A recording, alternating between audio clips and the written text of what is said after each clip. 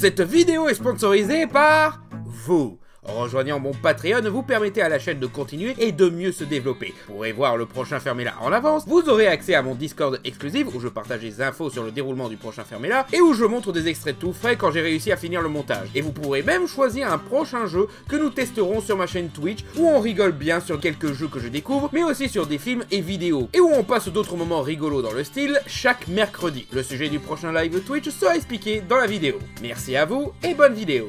Bonjour, je suis Michael J et je suis ce qu'on appelle un con. Vous remarquerez qu'il fait nuit en ce moment à ma fenêtre, mais vous verrez que dans cette vidéo, il y a certains moments où il fera jour et un peu moins jour. Et ça changera du tout, comme si tout d'un coup il se passait 4 ou 5 jours dans cette vidéo. C'est parce que je me suis rendu compte, après avoir tourné une moitié de cette vidéo, qu'il manquait un numéro 8 à mon top.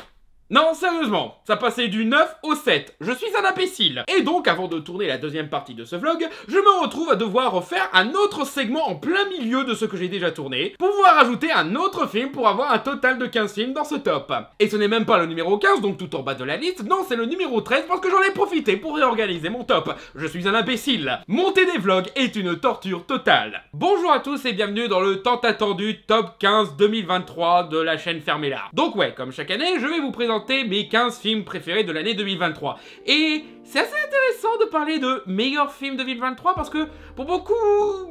2023 c'était une année de merde. Et je pense pas qu'en cinéma, hein, je pense que même en général pour beaucoup ça a été une année de merde. Mais en termes de cinéma, c'est vrai qu'on a eu énormément de problèmes avec les productions, les grèves des scénaristes et acteurs et tout. Le fait que de plus en plus de films se plantent et tout. Et les gens essayent de prétendre que c'est la fin du cinéma hollywoodien, etc. Mais non, genre, si vous y connaissez un petit peu en histoire hollywoodienne, vous savez que c'est juste un cycle qui se répète. Cycle qui se répète parce que les producteurs n'ont toujours pas compris c'est quoi la bonne leçon à retenir des précédentes crises, à savoir que, faut arrêter d'être des producteurs sans cœur en fait. Il y en a qui essayent de dire que, les films c'était mieux avant et tout, mais en réalité...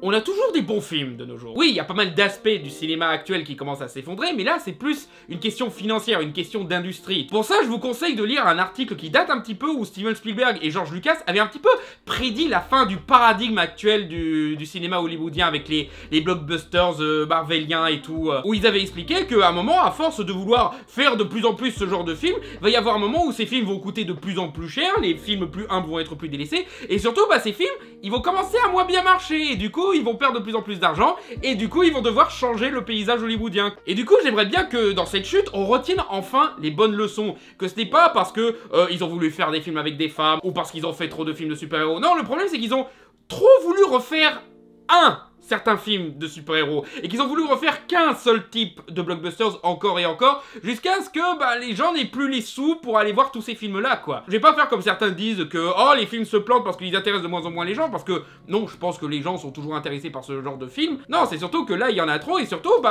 en général, financièrement, y a tout le monde qui est un petit peu dans le rouge, quoi. Ça, plus le fait que pas mal de films n'ont pas eu énormément de pubs, parce que les producteurs savent plus vraiment vendre des films sans compter sur un petit peu de nostalgie ou quoi. Que les acteurs n'ont pas fait la promo de pas mal des films parce qu'ils étaient trop occupés avec leur grève des acteurs. Mais tout simplement le fait que les gens n'ont pas forcément l'argent pour voir tous les films qui sortent ces temps-ci, il faut le dire. Même moi qui a une carte UGC illimitée, j'ai pas pu tout voir, parce que, faut que je bosse, quoi, à bout d'un moment. Faut que je bosse pour pouvoir payer mon loyer et tout, donc du coup, je peux pas me permettre de sortir un soir pour voir un film. Non, ce soir, faut que je continue à une vidéo que je devais finir. Ça, plus le fait que les gens sont devenus un peu plus confortables avec les films en streaming et tout, après le passage au Covid, donc forcément, le cinéma subit toujours un petit peu des retombées de ça. Mais sinon, non, je pense sincèrement que cette année, on a toujours eu d'excellents films. La seule raison pour laquelle les gens pensent que les films étaient mieux avant, en général, peu importe la période, c'est parce que on n'a pas encore fait le tri de cette année. Les années avant, on a fait le tri, on retient les films qu'on veut retenir, on a oublié les équivalents à Quantum Mania ou à Cocorico, je crois que c'est ça le film avec Christian Clavier qui va sortir cette année là, ça a l'air nul à chier rien qu'à la bande-annonce déjà ça, rien qu'à l'affiche on dirait une blague. Bon, enfin, tout ça pour dire que oui, en 2023, on a eu beaucoup d'excellents films. Je vais même dire, ça débordait un petit peu mon top 15 là, déjà que avant je faisais des top 10 et j'ai dû passer à top 15 parce que je voulais absolument parler de certains bons films, mais là j'étais limite, peut-être que je vais faire top 20 à force, parce que oui, il y a toujours des bons films qui sortent, c'est juste que bah faut pas arrêter d'aller les chercher chez Disney quoi. Tu vois, Disney a fait 2-3 bons films, mais le problème c'est que les gens se concentrent surtout sur cette partie-là du cinéma, alors que on a des films un peu plus indépendants, on a fait des films de d'autres pays, on a des films d'un autre genre et tout. Et justement, si vous variez un petit peu vos goûts, vous verrez que, ah oui, il y a autre chose que les remakes Disney ou les films Marvel, tiens. Et justement, j'ai l'impression que le public est de plus en plus intéressé par un autre genre de cinéma, parce que, bah, si tu regardes un petit peu le box-office, ouais, Barbie et Oppenheimer, ça prouve quelque chose sur une envie de voir quelque chose de différent. Bon, Mario, c'est un petit peu l'anomalie, mais en même temps, Mario, voilà quoi. En fait, j'ai tellement de bons films que je sens venir que ma liste des bons mais pas assez va être beaucoup trop grosse, va prendre beaucoup trop de vidéos, donc cette fois on va faire un truc différent. Je vais dire vite fait le nom des films bons mais pas assez et dire vite fait ce que j'en pense, voilà, 2-3 lignes, même pareil, 2 lignes. Et si vous voulez savoir plus de détails, vous avez qu'à me retrouver sur Twitch où je ferai un live où je parlerai plus en détail de ces films là. Et la rediffusion sera sur ma chaîne YouTube FJPris Center. Ça me paraît un bon compromis, comme ça on va plus vite au top. Donc du coup, dans la liste des bons mais pas assez, nous avons la dernière adaptation d'Hercule Poirot par Kenneth Branagh, Mystère à Venise, qui était mieux que le précédent, hein, parce que le Mort sur Nile c'était vraiment pas ouf. Toujours pas parfait, mais au moins là il y avait des tentatives un peu plus honorables. Donjons et Dragons, l'honneur des voleurs, certains considèrent que c'est le meilleur blockbuster de l'année, et c'est un très bon blockbuster, je sais pas si je dirais le meilleur, mais un très bon blockbuster quand même, très fun, très créatif, très amusant, très attachant aussi, les personnages sont très cool. Super Mario Bros, le film, voilà, qui est bon, hein, qui est honnêtement meilleur que ce à quoi je m'attendais de la part d'Illumination et surtout de la part d'une adaptation de jeu vidéo. Mario, c'est pas le truc le plus facile à adapter, mais ils ont eu de bonnes idées par-ci par-là, et honnêtement, je vais pas rejoindre le wagon des haters de ce film qui disent que oh, le film est pas ouf parce qu'il est trop simple et tout. Mec, c'est Mario, quoi. C'est pratiquement un conte de fées, quoi. Calme-toi, quoi. Pas parfait, mais au moins, cette fois, Illumination a fait des efforts. Je le note. Creed 3, où cette fois, Michael B. Jordan a réalisé lui-même. Et il a de bonnes idées de mise en scène, hein. Très inspiré manga animé, bien sûr, connaissant à quel point il est weeb, le mec. Mais du coup, je suis très curieux de le voir réaliser d'autres films, parce que c'était vraiment pas mal du tout. Et je suis entièrement d'accord avec les critiques qui disent que si Rocky s'arrête sur ce film, je suis entièrement d'accord. Ensuite, nous avons la petite sélection de films qui se passent en Corse, comme Le Clan, qui est un peu mieux que Permis de construire, toujours réalisé par Pido, et qui a pas mal de scènes un petit peu amusantes, mais toujours pas parfait, surtout en termes de montage, quoi. Tu sens que certaines scènes n'ont pas été tournées en pensant à l'ensemble du film. Heureusement, juste après, il a fait Inestimable, qui est encore mieux, donc ça montre que le réalisateur s'améliore de film en film. Il réussit à bien raconter son truc, il arrive toujours à être drôle, bien sûr, et les personnages sont vraiment attachants pour le coup. Mais en autres films qui ont été tournés en Corse, nous avons le film Netflix Voleuse, qui était... tu vois, pas mauvais, pas ouf, mais rien que pour avoir une scène de course-poursuite dans les rues de Bastia, je suis content que ce film existe. Parce que justement, Pido, arrête d'aller en Corse du Sud, remonte un petit peu en Haute-Corse, c'est là qu'on t'attend, mec. Ensuite, nous avons Élémentaire, qui était pas parfait, tu vois. Je trouve que si on aurait enlevé l'enjeu avec la catastrophe qui s'abat sur la ville, le film aurait été bien mieux si c'était juste tranche de vie, tu vois. Allez, assume, on vous a souvent considéré comme les descendants de Ghibli, donc faites votre kiki la petite sorcière, allez-y, quoi. Parce que en soi, la partie romance, vie quotidienne dans cette ville imaginaire, elle est bien plus intéressante que oh, il faut sauver la ville. Mais sinon, très mignon, très chouette, bien mieux mionné que ce qu'on craignait au vu du concept, mais voilà. Ensuite, nous avons Mission Impossible Dead Reckoning, anciennement appelé Mission Impossible Dead Reckoning partie 1, parce que je suppose qu'ils vont faire comme Infinity War et Spider-Verse et changer le titre de la deuxième partie, voilà, ouais, vous pouvez, mais pour Mission Impossible, c'est un peu trop tard, quoi. Et je sais que certains commencent à être saoulés par la saga Mission Impossible, mais non, moi, j'aime toujours ces films, quoi. C'est toujours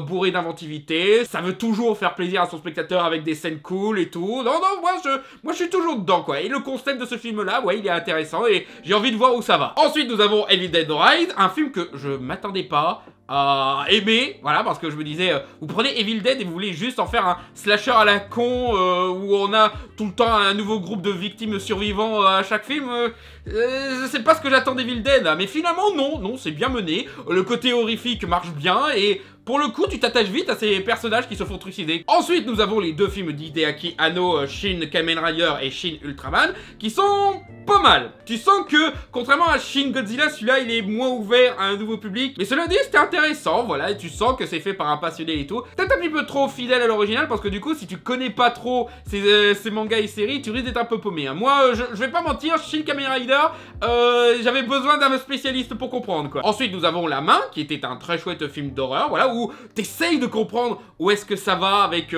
ces esprits maléfiques qui essayent de communiquer avec les vivants, qu'est-ce qu'ils essayent de faire et tout, et qu'au final, quand tu commences à comprendre, bah c'était déjà trop tard, et du coup, la tension marche bien, et les personnages, voilà, ils font quelquefois des conneries, mais c'est pas des conneries injustifiable, tu vois, tu comprends un petit peu, tu te mets dans leur tête, dans leurs émotions, tu dis non ouais il y a des chances que j'aurais fait la même connerie moi. Ensuite nous avons la suite de Searching, Missing, qui est peut-être pas aussi bien menée que Searching, mais qui est quand même très bien menée. Ils utilisent toujours très bien le format Screen Life, je sais plus c'est quoi le terme, je crois que c'est ça le terme qu'ils avaient utilisé, les films Screen Life, où c'est juste la vue sur l'ordinateur et tout. Bon, il y a des fois où ils trichent un petit peu en mettant des caméras de surveillance par-ci par-là, mais sinon voilà, l'histoire marche bien, la façon de la raconter marche bien et tout, et j'avoue, les quelques twists, ils m'ont bien eu sur le coup. Ensuite, nous avons Flaming Hot, un film sur le créateur des snacks épicés de je ne sais plus quelle marque et tout. Ça a l'air con, dit comme ça, mais en vrai, c'est très intéressant. T'es vraiment dans cette histoire de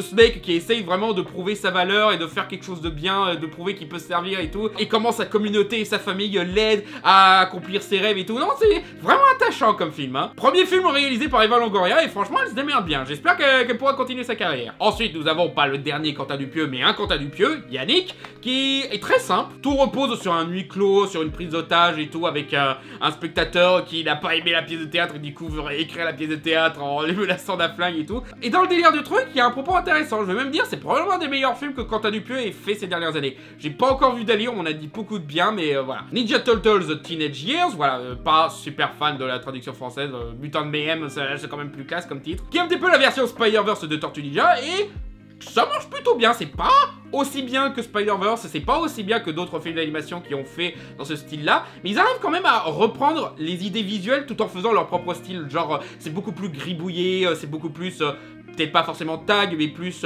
petit dessin que tu fais dans un cahier et tout. Voilà, c'est un style qui colle bien aux Tortues Ninja. Et oui, pour une fois qu'on se concentre sur le côté adolescent des tortues, bah c'est plutôt intéressant. Peut-être que quelquefois le mélange humour et enjeu ne marche pas toujours, et peut-être que le sujet de la discrimination est un petit peu balancé vite fait, mais au final, voilà, ça tient quand même le coup et ça reste un bon film. C'est même probablement le meilleur film Tortues Ninja depuis le premier film. Renfield, par le réalisateur de Lego Batman, et putain, ce film il me fait plaisir parce que après qu'il ait fait le Tomorrow War avec Chris Pratt, là, tout pourri, là, je me disais, oh non, me dites pas qu'il va devenir un yes man et tout. Et bah, du coup, il a fait Renfield, où Nicolas Cage joue Dracula, et qui, pour le coup, je retrouve un petit peu l'inventivité du mec qui a fait Lego Batman, la façon de jouer sur les codes et l'image populaire de tel personnage. Le film est pas parfait, parce que tu sens qu'au niveau du montage, il a toujours un petit peu du mal à bien raconter son truc et à bien rendre lisible ses scènes d'action. Mais sinon, voilà, j'aime bien l'idée, j'aime bien les personnages, et ça reste un très chouette film. Ensuite, nous avons Michel Gondry, qui enfin a fait un nouveau film, Le Livre des Solutions, et qui est pas aussi bien que certains de ses autres films, pas aussi bien que la série Killing, mais tu sens un petit peu que ça reprend un petit peu le concept de Killing, de cet artiste un petit peu frustré qui va avoir le contrôle et qui se retrouve à s'enfoncer dans son monde. Sauf que là, c'est une version un peu plus dark parce que le mec, il finit par se retourner contre tout le monde, ses amis, sa famille et tout. Et c'est un film qui est intéressant, tu vois, je pense que ça dépendra du public, si vous êtes prêt à accepter à quel point le personnage est un connard ou pas, voilà, je pense que ça dépendra des gens. Mais moi, je trouvais intéressant justement de montrer que, ouais, à trop vouloir avoir le contrôle sur le film, tu peux peut-être finir comme un connard et de jamais être satisfait du produit final, quoi. Le dernier film de David Fincher, The Killer, qui, ok, je comprends ceux qui trouvaient que ce film était tu vois, et c'est vrai que c'est pas son meilleur film, et quand tu vois le film dans son ensemble, tu te dis, ouais, c'est juste une histoire de tueur à gages qui se rebelle contre son organisation parce qu'on s'en prend à ses êtres chers et tout. C'est pas très original et tout, mais la façon dont il raconte le truc et qu'il essaye de filmer ça, c'est un exercice de style intéressant. C'est au moins ce qu'on peut lui reconnaître, voilà, il essaye des trucs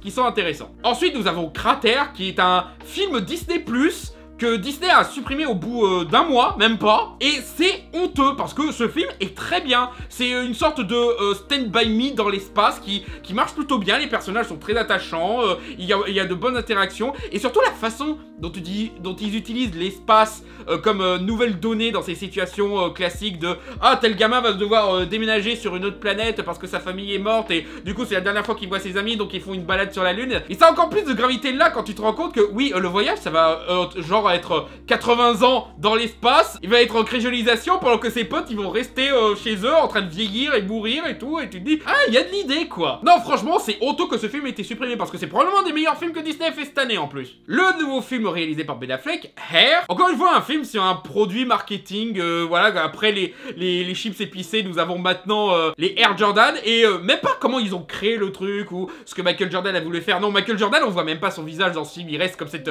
figure énigmatique épique, presque mythologique, c'est assez rigolo la façon dont il est mis en scène là. Et on se concentre sur les mecs du marketing qui essayent de vendre une godasse en ayant l'approbation de Michael Jordan. Le film repose surtout sur ses dialogues, mais heureusement Ben Affleck est très bon pour rendre ses dialogues très dynamiques, bien menés et tout.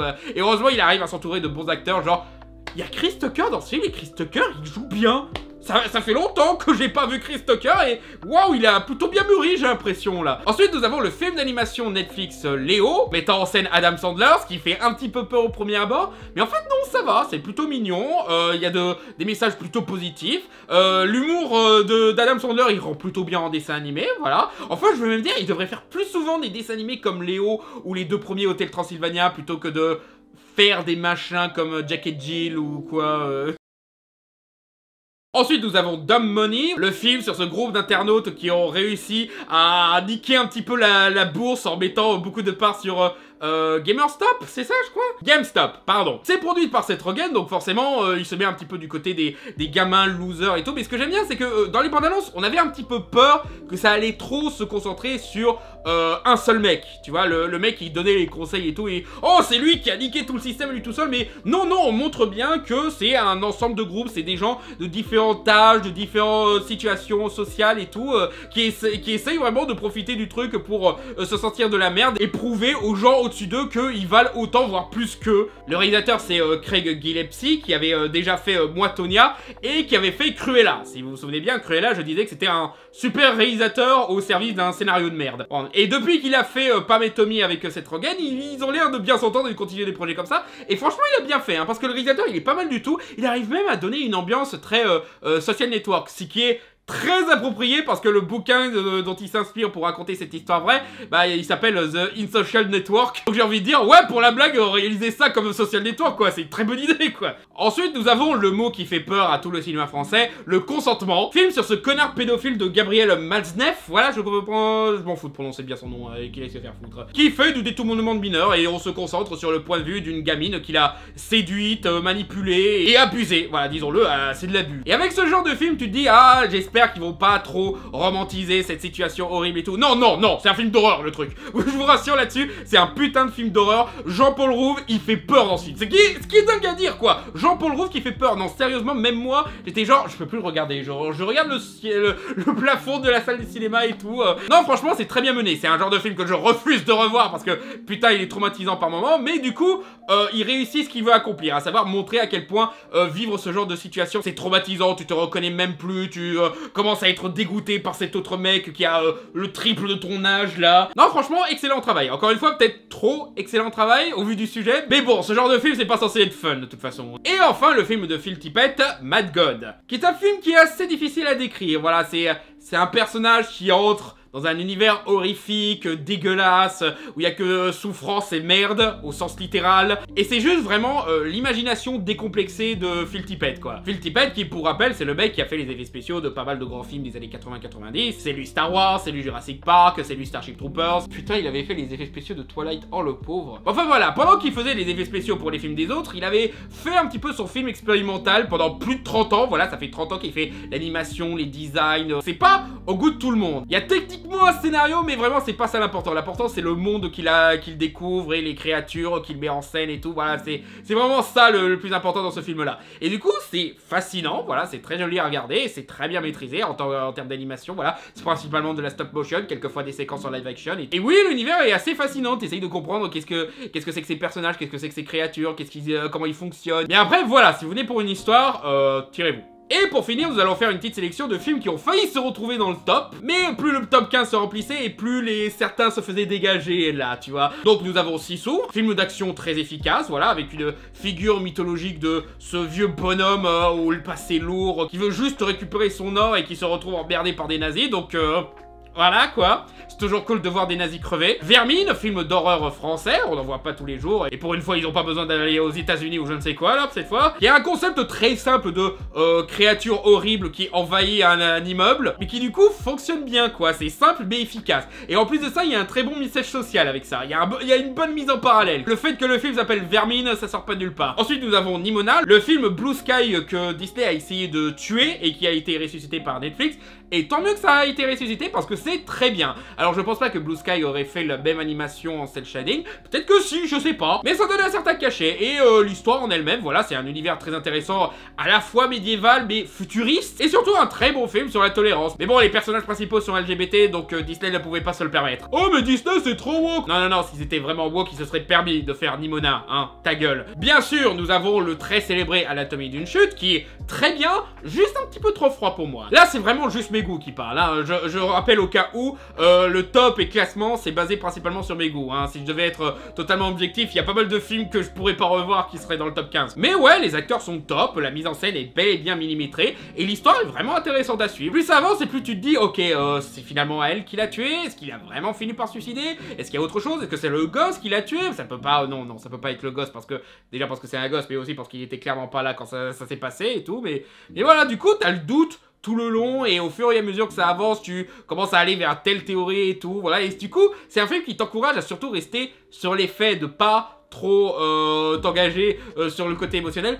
Mais en même temps, voilà, la maman, elle fait de son mieux, et tu vois que, malgré le fait que c'est compliqué avec le fils, il y a quand même des moments où ils s'entendent bien et tout, donc t'as quand même envie de croire que ça peut être vrai, qu'elle est innocente et tout, mais voilà, quoi. Non, franchement, c'est très bien mené, et félicitations pour toutes les récompenses qu'elle enchaîne, là, à l'international. Et pour finir, un autre qui a failli se retrouver dans le top, Tar, qui est un très bon film sur le cancel en vrai. Voilà, c'est vraiment ce personnage qui est au sommet de sa célébrité, et qui est vendu comme une spécialiste et tout, qui a un niveau de vie au-dessus des autres grâce à son succès. Et tu vois qu'elle en profite un petit peu trop, tu vois qu'elle en profite pour séduire des gens impressionnables et tout. Et à un moment, on se pose la question, telle ancienne connaissance qui s'est suicidée, ce serait pas à cause d'elle? Et plus tu avances et plus tu vois, ouais, non, sûrement, c'est quelqu'un de tellement froid qui essaye déjà de se laver le truc et tout. Et en même temps, tu sens que le personnage ressent l'épée de Damoclès qui va lui tomber dessus à un moment ou à un autre, où elle commence à virer de plus en plus dans la paranoïa, la peur et la colère et tout, et qu'elle commence à petit sauter des trucs avant même que le cancel arrive réellement. Et quand le cancel arrive, tu te dis, ouais, te plains pas, moi j'aimerais bien avoir ce niveau de vie aussi. C'était très bien mené, les acteurs sont top et tout. C'est juste que pas trop froid pour moi, là c'était juste assez froid, c'est assez pour que je revoie le film pour être fasciné par ce qui se passe et pour remarquer d'autres éléments et tout, mais voilà, c'est juste que les autres films que j'ai mis après, je les préfère, voilà c'est tout. Et en film que j'ai oublié de citer à ce moment-là, parce que encore une fois, je suis un imbécile, j'ai oublié de mettre Marcel le coquillage, qui est un film d'animation très intéressant, qui n'est pas vraiment pour enfants, hein, malgré le concept très simpliste de coquillages qui vivent dans le jardin ou dans la maison délabrée et tout, un petit peu le scénario des mini-pousses, tu vois, mais ça a tout de même une approche très intéressante. J'ai aussi oublié de parler de The Well parce que c'est un petit peu compliqué de parler de ce film, sachant que j'aime beaucoup Brendan Fraser et ça me fait de la peine de penser un petit peu à tout le vécu qu'il a subi. Et ce film, je sais pas si ça va beaucoup l'aider. Apparemment, ça l'a aidé pour retrouver le succès et la popularité du public, mais voilà quoi. Parler de dépression et d'obésité à ce mec-là qui est aussi une grande période de dépression et d'obésité, voilà, c'est. Mais sinon, c'est un bon film qui mérite d'être mentionné. Hein. Darren Aronofsky a encore fait un bon travail. C'est juste que j'ai eu peur que ça allait être un film d'horreur en connaissant le bonhomme, mais Dieu merci ça l'était pas. Et Sirocco et le Royaume des courants d'air, qui est un film d'animation francophone qui fait très Miyazaki, ce qui est très intéressant, sachant que on n'arrête pas de chercher un nouveau Miyazaki au Japon à chaque fois qu'il y en a un qui fait un long métrage d'animation, mais en réalité, si on cherchait dans les autres pays, genre en France, en Islande, en Belgique ou quoi, on trouverait des mecs qui ont vraiment une inspiration Miyazaki, qui ont réussi à bien la synthétiser pour créer quelque chose de nouveau en plus. Et ouais, c'est très mignon, c'est une belle aventure, avec des personnages attachants et fascinants, avec beaucoup de créativité dans l'animation. C'est très bon film d'animation que je vous conseille. Et en autre film que j'ai oublié, Coup de maître, est un très chouette film sur le sujet de l'art. Rémi Besançon commence à remonter un petit peu au niveau des films que j'aimais bien de sa filmographie. Je n'ai pas vu le film original espagnol, mais je suis sûr qu'il est meilleur. Le règne animal était un excellent drame social mélangeant du fantastique très intéressant. Et Le Monde après nous, il avait une mise en scène superbe, mais je suis pas sûr que le propos était si pertinent et intelligent que le réalisateur le pense. Donc voilà, là nous allons commencer pour de bon sur le top 15. Et en numéro 15, nous avons Boys Afraid de Ari Aster. Boys Afraid qui est compliqué à expliquer, tu vois, parce que de la part de Ari Aster, tu t'attends à ce que ce soit un film d'horreur comme Hérédité ou Midsommar et tout, mais en fait, quand on a commencé le film, moi et des potes, on a commencé à remarquer, Mais non, c'est pas un film d'horreur, c'est une comédie en fait. Voilà, c'est sur le personnage le plus hypocondriaque et le plus terrifié pour un rien qui se retrouve dans une caricature du monde réel où tout se passe mal et tout. Et c'est le mec qui se retrouve à voyager d'étape en étape et tout, qui a pour seul objectif d'aller voir sa mère morte et tout. Donc bon, ok, un petit peu humour noir, disons. Mais au bout d'un moment, tu remarques que ouais, ce qui se passe, c'est juste complètement délirant. T'as même pas l'impression que le film essaie de te faire peur. T'as quand même une musique effrayante et tout, mais quelquefois il se passe des trucs complètement au pif, t'as juste l'impression de voir une comédie quoi. Mais du coup c'est bien parce que du coup j'essaye de comprendre qu'est-ce que t'essayes de me dire film. Donc du coup je le suis et là quand je commence à voir les différents trucs, il te tient jamais la main tu vois. C'est juste le personnage qui subit ça, qui est plongé dans cette espèce de monde délirant et tout, qui fait limite une odyssée, voilà, qui passe d'étape en étape comme Ulysse quoi. Et quand t'arrives à la fin, voilà, t'as le dernier truc qui te semble improbable qui arrive, et tu te dis, ok, maintenant il me faut du temps pour réfléchir. Et du coup, plus tu réfléchis, plus tu comprends, ah d'accord, voilà. Donc en fait, ce personnage, voilà, s'il est aussi pathétique et s'il est effrayé de tout et tout, c'est parce qu'il a été surprotégé par sa mère avec qui il a vraiment une relation toxique quoi, que vraiment la mère elle lui a raconté des conneries du genre si tu fais crac crac avec une nana tu vas crever, ton père c'était un monstre, tu dois jamais te renseigner sur lui et tout, et qui en même temps tu vois aussi c'est la mère. Tu comprends vite fait que c'est une nana à la tête d'une gigantesque multinationale et tout, et tu te rends compte que les produits qu'il mange, qu'il se cuisine lui-même, bah ça vient de son entreprise, donc sa mère continue à le nourrir. La ville dans laquelle il vit, voilà, le bâtiment dans lequel il vit, ça appartient aussi à une corporation qui appartient à sa mère, donc c'est même sa mère qui l'héberge et tout. Et tu te rends compte que ouais, putain, cette mère a façonné tous les aspects de sa vie, quoi. Donc du coup, quelque part, tous les trucs horribles qui lui arrivent, même ses névroses et tout, c'est un petit peu de sa faute, et tu te rends compte que ah oui voilà, ça parle un petit peu des systèmes quoi, du fait que on t'enferme un petit peu dans une case, dans un mode de vie, et du coup bah forcément tu te retrouves à faire ça quoi. Et c'est un truc qui est vraiment intéressant avec le cinéma d'Ari Aster, c'est que tu te rends compte que il parle de ces gens qui sont prisonniers de quelque chose qu'ils ne contrôlent pas, quoi. Hérédité, bah, ils sont prisonniers de, voilà, l'héritage de leur famille, leur syndrome, leur traumatisme, leurs mauvaises habitudes et tout. Et tu te rends compte que, ouais, ça façonne toute leur vie, et ils peuvent même pas combattre ça, en fait. Ils essayent de s'en échapper et tout, mais ils y arrivent jamais, quoi. Midsommar, il y a plus ou moins ça aussi, un peu plus subtil, bien qu'un peu plus direct aussi. Et Boys Afraid, voilà, il le rend encore plus évident, et arrive à le rendre vraiment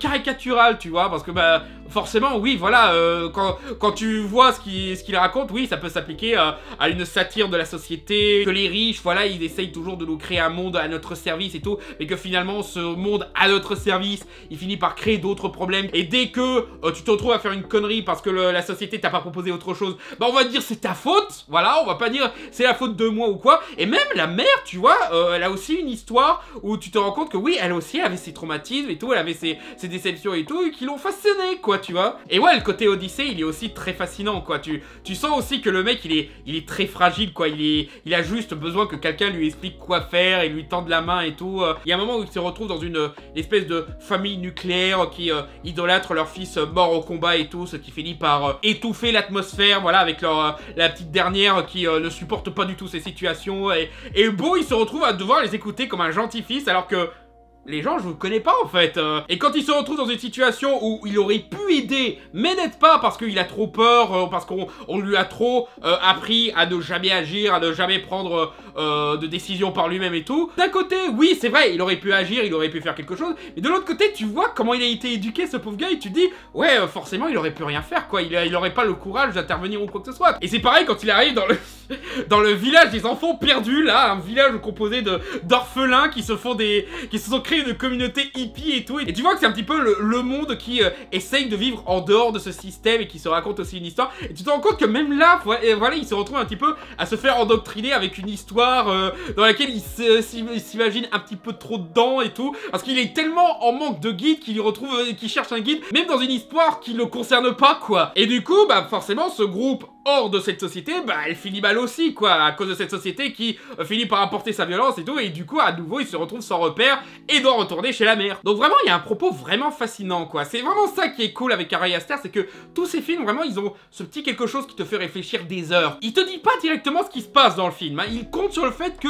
tu vas trouver tes propres réponses. Et c'est encore plus marrant de faire ça avec un film d'un mec qui n'a aucune réponse à rien et qui essaye juste de se démerder. Mais après voilà, je peux comprendre que ce soit pas au goût de tout le monde parce que c'est pas un film subtil du tout. En termes de ton, ça risque de bloquer certains. Moi je trouvais ça plutôt cool que je sache jamais si c'est une comédie ou un film d'horreur au bout d'un moment. Mais bon, voilà quoi. Il y a une certaine rencontre à la fin avec une certaine créature, voilà. Et cette rencontre-là, selon les personnes qui vont voir ce film, soit vous allez adhérer, soit vous allez trouver le film débile. Moi j'ai adhéré, moi ça m'a fait délirer et en même temps je trouvais que ça avait un petit peu du sens avec ce que ça racontait. Mais de l'autre côté, je peux comprendre que ouais non, ce truc là c'est trop pour moi quoi. Je pouvais accepter certaines conneries au début mais là non, non, non. Et sinon ouais, très bon film. Ah si, dernier détail, c'est il y avait pas mal de campagnes marketing sur le fait qu'on allait se concentrer sur Beau qui est adulte, Beau qui est vieux, Beau qui est enfant et tout. Et quand j'avais vu certaines images, je me disais... Est-ce que c'est un de ces films qui va faire la technologie de rajeunissement de visage et tout?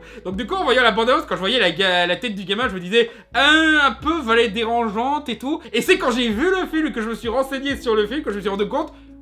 Ah merde, c'est la vraie tête du gosse.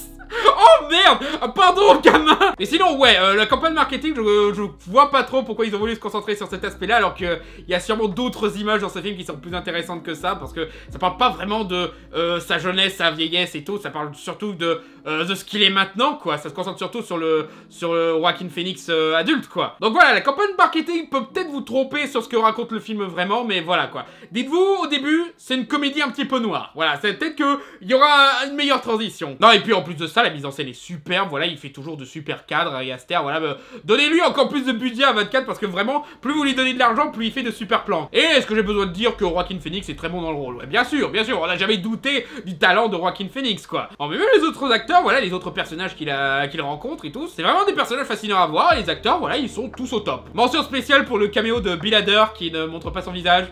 Ce qui est assez marrant de voir ce film cette année parce que voilà, je me suis redécouvert une passion pour la carrière de Bill Hader après avoir vu Barry. Ouais, Bill Hader, il a plus de talent qu'on le croirait finalement. Regardez Barry, c'est très bien comme série. Voilà, c'est déjà fini, il y a que 4 saisons, c'est très court et franchement ça vaut le coup. En numéro 14, nous avons un film de genre français, Mars Express. Film de Jérémy Perrin, qui avait déjà fait dans l'animation Last Man et Crazy Young, et qui est un film intéressant à comparer à un certain film de SF qui se voulait aussi être un melting pot de référence, qui est sorti en 2023, et qui était très décevant. Ouais, non, on en reparlera de The Creator, mais ouais, il est pas dans le top. Parce que là où The Creator avait complètement échoué à rendre son univers intéressant et à bien utiliser ses références, Mars Express a pratiquement le même concept, voilà, de parler d'une civilisation de robots où l'humanité se méfie d'eux et tout, mais de le mettre dans un univers qui a du sens. Il y a des robots qui sont criminels, oh bah on va exterminer tous les robots. Non, non, non, non, on va créer des sécurités supplémentaires pour que les robots continuent à être parmi nous, mais on va les surveiller de près, quoi, parce que voilà, on veut quand même la main d'œuvre. Là, déjà, ça a plus de sens, et surtout, il y a tout le truc de, voilà, on va vous reprogrammer, on va vous mettre des sécurités et tout, on a tout un truc qui s'appelle le déboulonnage, si je me trompe pas, voilà, où c'est des hackers qui aident des robots à obtenir leur libre arbitre, et du coup ça crée un commentaire social vraiment intéressant. Ce film là il a compris qu'avec les robots il fallait raconter quelque chose de concret socialement, et justement il te met en détail cette société avec ses bons côtés, ses mauvais côtés, etc. et montrer que bah, y a un petit peu de raison pour que ça finisse par exploser là. L'animation elle est très simple mais très efficace, genre j'adore toutes les bouilles que sort l'héroïne principale, quoi. Genre, c'est 2-3 traits, mais ultra expressifs, quoi. C'est très efficace. Héroïne principale qui est assez amusante, tu vois. Ce film a pas mal d'humour, mais de l'humour qui cache jamais les enjeux et tout, et qui rend les personnages encore plus attachants. Genre, j'aime bien que à plusieurs reprises dans ce film, on fait des blagues sur le fait que, ouais, telle technologie est cool, mais elle peut être chiante aussi. Et du coup, tu vois les personnages faire un truc en fonction de cette technologie, et il se passe un truc complètement débile, et quand ça arrive, t'es genre... Bah oui, à quoi tu t'attendais, quoi. Et bien sûr, il y a toute la réflexion sur le fait que, qu'est-ce qui définit le fait d'être vivant? Est-ce que les robots ont finalement le droit d'être vivants, sachant que ce sont des êtres artificiels? Ou est-ce que être vivant, c'est autre chose? C'est un certain niveau de conscience. Et c'est encore plus mis en avant par l'associé de l'héroïne principale, qui est un mec mort dont l'esprit a été téléchargé en une intelligence artificielle dans un robot. Du coup tu te dis, mais du coup c'est toujours lui, c'est un clone et tout, et comment ça se passe avec la famille? Ah bah forcément avec la famille ça se passe mal, parce que la famille il a enterré le mec et tout, mais en même temps le mec il veut retrouver sa vie d'avant, mais en même temps sa famille elle est passée à autre chose et tout. C'est mieux mené que dans Robocop 2, tu vois. Dans Robocop 2 ils avaient essayé de raconter cette histoire là, mais ils l'ont vite annulé, alors que là ça revient un peu plus souvent et ça va quelque part, ça donne un arc au personnage. Puis même dans le paysage du cinéma français, déjà c'est cool de toujours voir des films d'animation qui essayent des trucs, alors que le cinéma d'animation en France c'est le truc le plus délaissé, alors que c'est probablement un des trucs où on est le plus doué. Encore une fois, le paysage francophone a réussi à avoir un équivalent à un Miyazaki cette année, mais là en plus avec ce film d'animation on a fait mieux que la plupart des films de SF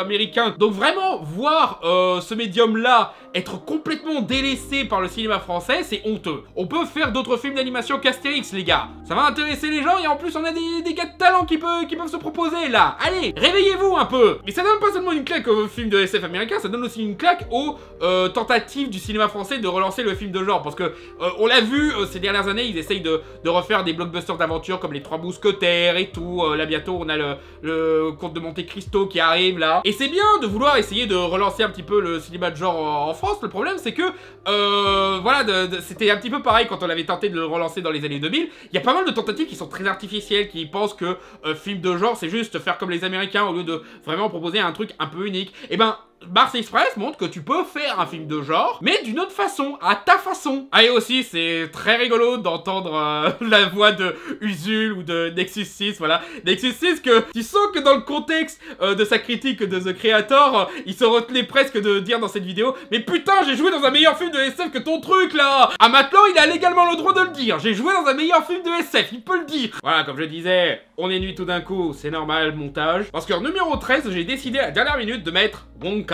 Wonka qui, à la base, c'est un projet auquel je croyais pas. Genre, tu me dis, voilà, on va faire un film préquel sur le personnage de Willy Wonka, où il est joué par Timothée Chalamet. Je suis genre... Voilà, quoi. Oui, je sais que vous reposez surtout sur des licences préexistantes et de la nostalgie, mais là... qu'est-ce qu'il y a à dire sur Willy Wonka, quoi. Et puis, j'ai vu que c'était par le réalisateur de Paddington.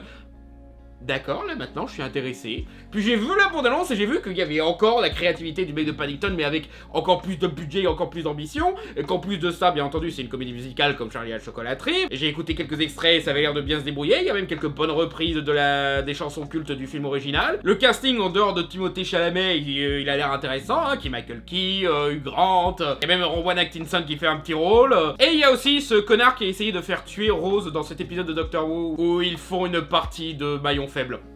Le pire, c'est que ça a du sens et que c'est un épisode important pour le lore. J'adore Doctor Who, ça se voit ou pas? Et ouais, ce film confirme à nouveau le talent du réalisateur de Paddington. C'est vraiment un réalisateur à suivre. Parce que le mec, il est vraiment bon pour faire ces personnages qui sont ultra positifs, ultra joyeux, ultra optimistes, et leur donner ce qu'on appelle un arc plat. Où ce sont des personnages qui sont... déjà parfaits en fait, hein, qui sont déjà des modèles de vertu et tout, et qu'en réalité, tous les enjeux, c'est plutôt le monde qui les force à changer pour être soit rentrés dans le moule, soit devenir défaitistes, soit laisser tomber leur optimisme, voilà, quelque chose qui essaye de les briser, mais ils tiennent le coup moralement. Et certains peuvent dire que c'est chiant ce genre d'histoire, mais non, au contraire, on peut rendre ça très intéressant. Je veux dire, techniquement, The Dark Knight, c'est un film avec un héros qui a un arc plat. Et les Paddington, qui sont d'excellents films pour enfants, bah c'est pareil, c'est des films à arc plat. Et non seulement tu kiffes le personnage, parce qu'il est vraiment attachant, il est vraiment inspirant et tout, et t'as envie de le voir gagner, quoi. Et en plus, la façon dont il gagne, c'est jamais trop facile. C'est juste que sa bonté infaillible lui donne un gros avantage et lui permet de s'en sortir des situations, quoi. Mais aussi, putain,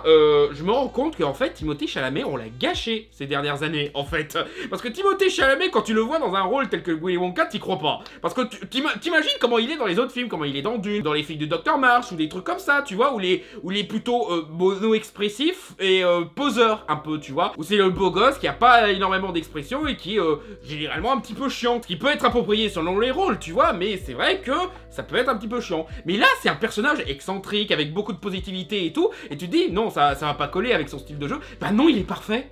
il est parfait dans ce rôle-là, en fait. Et du coup, ouais, putain, attends, il était capable de jouer ce genre de personnage, et on le fait jouer des beaux gosses mono-expressifs dans Dune, quoi, what? Je ne déteste pas Dune, hein, attention, hein, j'ai bien aimé le premier film, c'est juste que j'ai vu la moitié d'un film, en fait. J'attends la deuxième moitié qui sort cette année. Donc du coup, je peux pas encore complètement juger Dune, tu vois. Ça, plus le fait que, bah, les décors sont magnifiques, voilà, on a pas mal de belles scènes, le réalisateur, il est très bon pour faire des comédies musicales, il y a de bonnes chorégraphies, il y a de bonnes idées visuelles. C'est vraiment une meilleure proposition de moderniser les designs du film original sans les rendre kitsch que ce qu'avait essayé de faire Tim Burton. Tim Burton était un petit peu parti dans son délire à lui où il se moque de Willy Wonka et des célébrités un petit peu enfermées dans leur bulle, un petit peu comme lui, quoi. Mais celui-là, vraiment, il te dit non, ce monde est merveilleux et on aimerait bien qu'il soit réel, quoi. Et du coup, on montre ce monde en train de se battre contre le monde des affaires et tout. Monde des affaires qui est aussi très rigolo, très caricatural, avec des méchants qui sont détestables, mais juste assez débiles pour qu'ils soient drôles. Des trucs à la con, genre le mec qui vomit dès qu'il entend le mot pauvre ou quoi, là, c'est voilà, c'est débile, mais ça marche. Et même qui, bon, vous en doutez, moi, les blagues sur les gros, je suis pas trop fan, mais j'avoue, le gag de Keegan-Michael Key qui devient petit à petit de plus en plus gros à chaque fois qu'il se fait corrompre par les patrons du chocolat et tout, déjà le fait qu'il y ait une mafia du chocolat, quoi, c'est très drôle, mais même ce running gag, voilà, je comprends où est-ce qu'ils vont, quoi, il se moque pas tant du fait qu'il est gros, il se moque du fait qu'il se laisse corrompre facilement, quoi. Je sens jamais que ce film, il est malveillant, il est trop méchant. C'est un avantage par rapport au film original, parce que justement, il y en a beaucoup qui critiquent le fait que, oh, il est un petit peu trop méchant, à se moque, à rabaisser des gosses, etc. et tout, mais c'est vrai que, voilà, c'est le conte un petit peu qui veut ça, mais pour le coup, ils ont trouvé comment faire fonctionner ce personnage et cette histoire dans un truc plus bienveillant. Et puis, il arrive à être touchant, ça aussi, voilà, toute l'histoire avec la gamine qui l'accompagne et tout, le fait qu'elle ait perdu sa mère et qu'il y a peut-être un secret derrière et tout, et l'alchimie entre les deux. Alors, je connais quelqu'un qui disait ça fait un petit peu romance alors que la différence d'âge, surtout qu'elle a l'air toute petite la gamine. Alors que moi, je regarde ça et je dis non, c'est une amitié quoi, c'est juste que c'est une amitié qui est totalement décomplexés dans leur émotionnel, que du coup, oui, peut-être que de nos jours, tu vois une relation amoureuse parce qu'on s'inquiète trop un petit peu par rapport aux questions sur la pédophilie et tout, mais en vrai, non, c'est innocent, tu vois, ils font rien d'inapproprié ou quoi que ce soit, c'est juste un bon gars qui s'entend bien avec une gamine, c'est tout. Le seul petit défaut, et encore, c'est pas un grand défaut, c'est plutôt un débat qui pourrait se faire par rapport à comment sont traités les Oompa Loompa dans ce film, parce que voilà, quoi, les Oompa Loompa, ça a toujours été compliqué d'un point de vue social par rapport au fait que c'est clairement une petite caricature des Africains ou de peuples indigènes. Donc les trois films qu'on a fait sur ce bouquin, tu vois, ils essayent de proposer différents trucs pour atténuer ça, genre, par exemple, le film original, il essayait de rendre les Oompa Loompa complètement aliens en leur donnant une peau orange et tout, en se disant « Non, non, c'est en référence à aucun peuple qui existe !» Le film de Burton l'assume un peu plus, c'est qui... C'était peut-être une fausse bonne idée finalement. Et celui-là, non seulement ils reprennent les peaux oranges qu'il y avait dans le film original, mais aussi, bon, on en fait des Britanniques. Des Britanniques qui vivent sur une île. Ok, bah ouais, je suppose que ça permet de calmer le truc, tu vois, mais... Voilà quoi, on aurait peut-être pu faire quelque chose de plus intéressant avec les Oompa Loompa pour le coup. Mais vraiment, c'est tout ce que j'ai à chipoter. Un presque défaut dans le sens où tu pourrais débattre sur les applications. Dans l'ensemble, c'est drôle, c'est attachant, c'est bien réalisé, c'est bien joué, les chansons sont top. Non, vraiment, j'ai kiffé ce film. Au bout d'un moment, il y a que ça à dire, j'ai kiffé ce film. Numéro 12, calmez-vous, hein, les haters. Laissez-moi m'expliquer. Les Gardiens de la Galaxie 3. Calme, calme. Oui, pour une fois, j'ai mis un film du MCU dans un de mes tops. Et pour le coup, je me le suis permis pour James Gunn parce que, disons-le, voilà, les Gardiens des Galaxies, c'est probablement la meilleure licence que le MCU a proposée. Et... J'ai pleuré plusieurs fois dans ce film, voilà, autant le dire. Mais en même temps, évidemment que ce film avait donné la larme, parce que les personnages sont déjà ultra attachants, mais aussi les épreuves qu'ils affrontent dans celui-là qui sont vraiment... Ils ont osé dans celui-là, ils ont osé partir dans du dark, dans du vraiment attachant et tout. C'est pour ça que j'aime bien les Gardiens des Galaxies, c'est que là où le MCU essaie tout le temps de fuir la moindre émotion avec une blague de mauvais goût, là, ils vont à fond de l'émotion, même si c'est pour rigoler ou pour pleurer, ils vont à fond. Et ça montre un certain respect pour ces personnages et leurs émotions, surtout Rocket, quoi, qui est pratiquement le centre du film. Ça, plus le fait que James Gunn, voilà, tu sens qu'il a profité un petit peu de sa position de...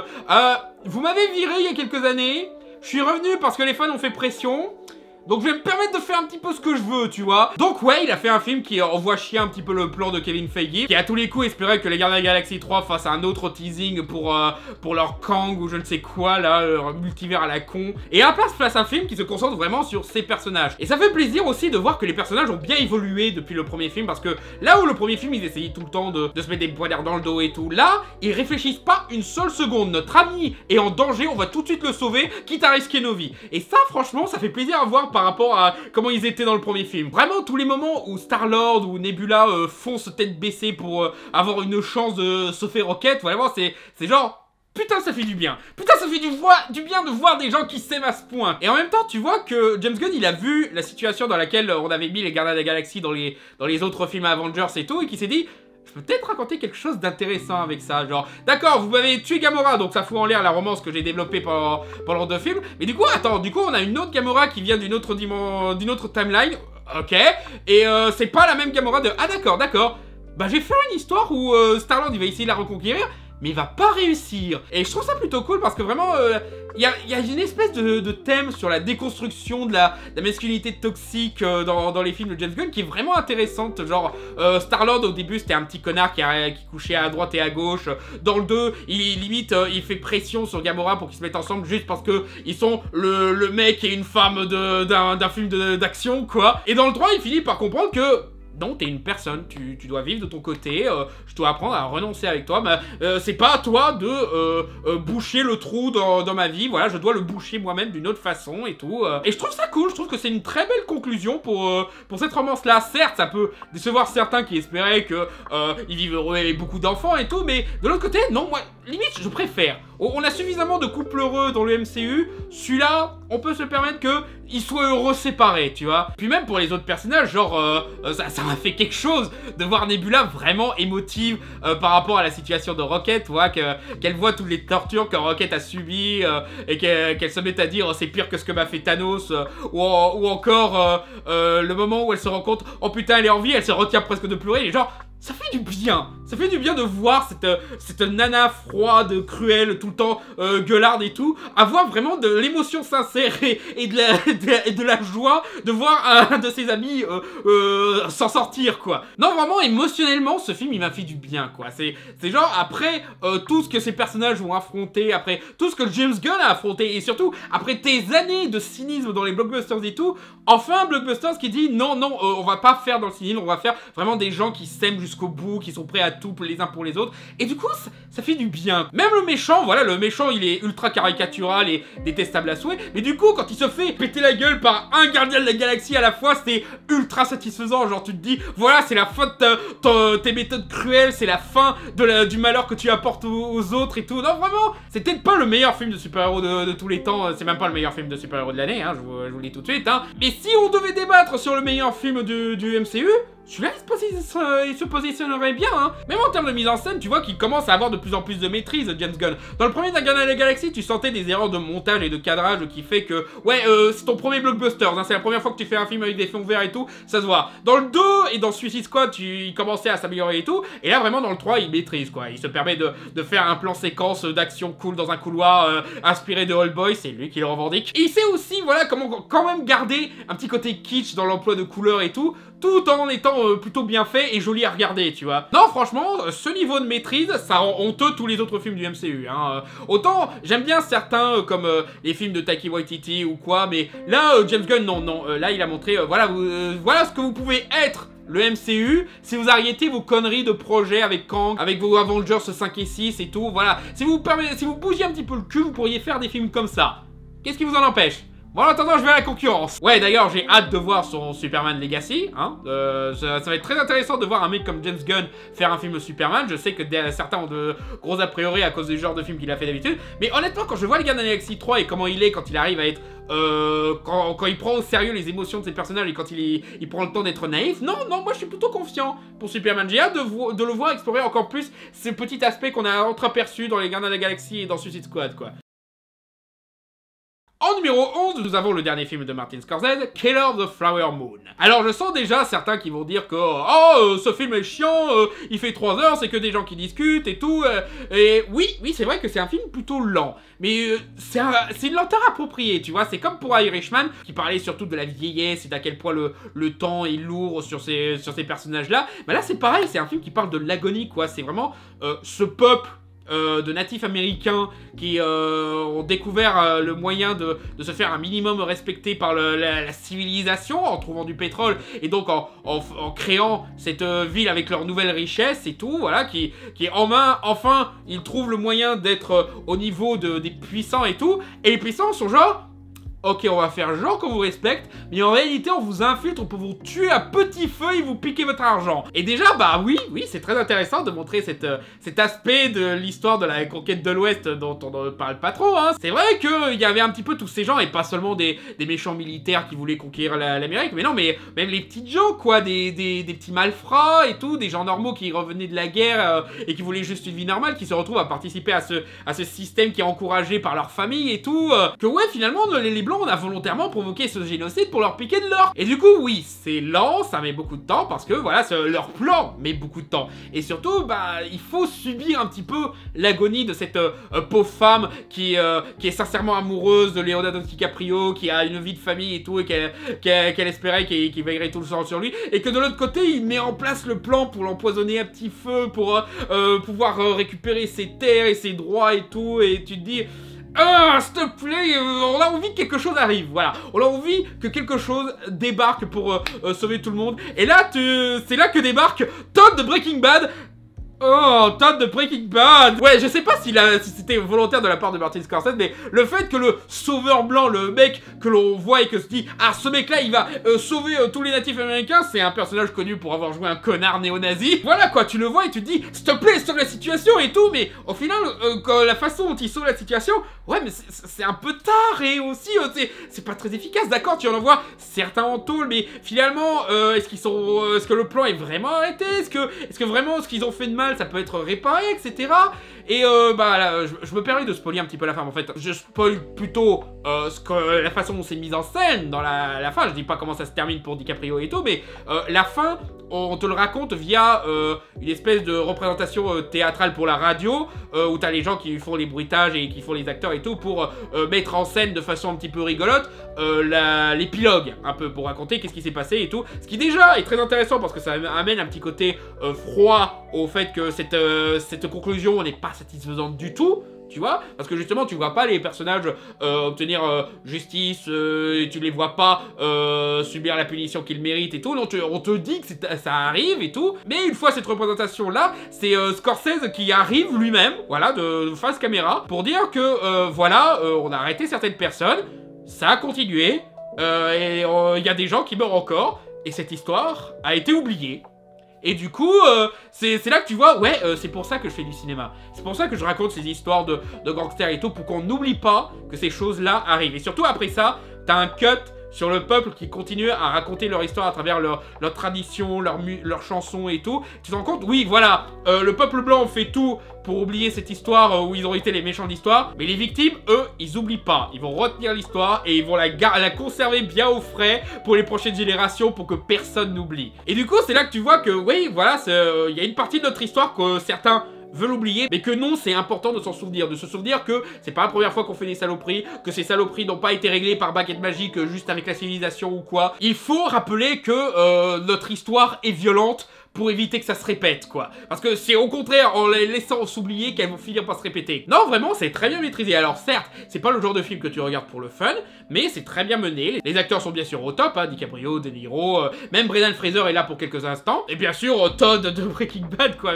Il y a d'autres acteurs de séries télé par-ci par-là. Mais la femme aussi, voilà, on oublie un petit peu son nom. Bah attends, je vais chercher son nom de l'actrice parce que ce serait dommage de l'oublier. Lily Gladstone, voilà, bah Lily Gladstone, elle est très bien. Elle arrive à inspirer du charisme et en même temps être crédible comme en tant que victime, voilà, donc elle arrive à faire les deux visages de ce personnage vraiment intéressant à suivre, et tu t'attaches vite à elle, quoi, tu la vois en train d'agoniser et d'avoir un espoir mal placé en son mari et tout, et tu te dis, s'il te plaît, allez, faites qu'il se passe quelque chose pour la sauver, allez. Donc ouais, excellent film, en même temps de la part de Scorsese, mais quand même, voilà, au vu de l'âge qu'il a, on pourrait croire qu'il commencerait à chuter, mais non, il est toujours en forme, il limite encore plus envie de défoncer des trucs, là, avec ce genre de film. En numéro 10, nous avons Godzilla Minus One. Alors, un conseil, ne regardez pas ce film en 4DX. Parce que je suis allé voir ce film lors des premières diffusions en France qui étaient malheureusement limitées qu'à des salles 4DX. Et autant, tu vois, je suis pas un de ceux qui critiquent les technologies qu'on propose en salle de cinéma comme la 3D ou autre, même la 4DX en elle-même.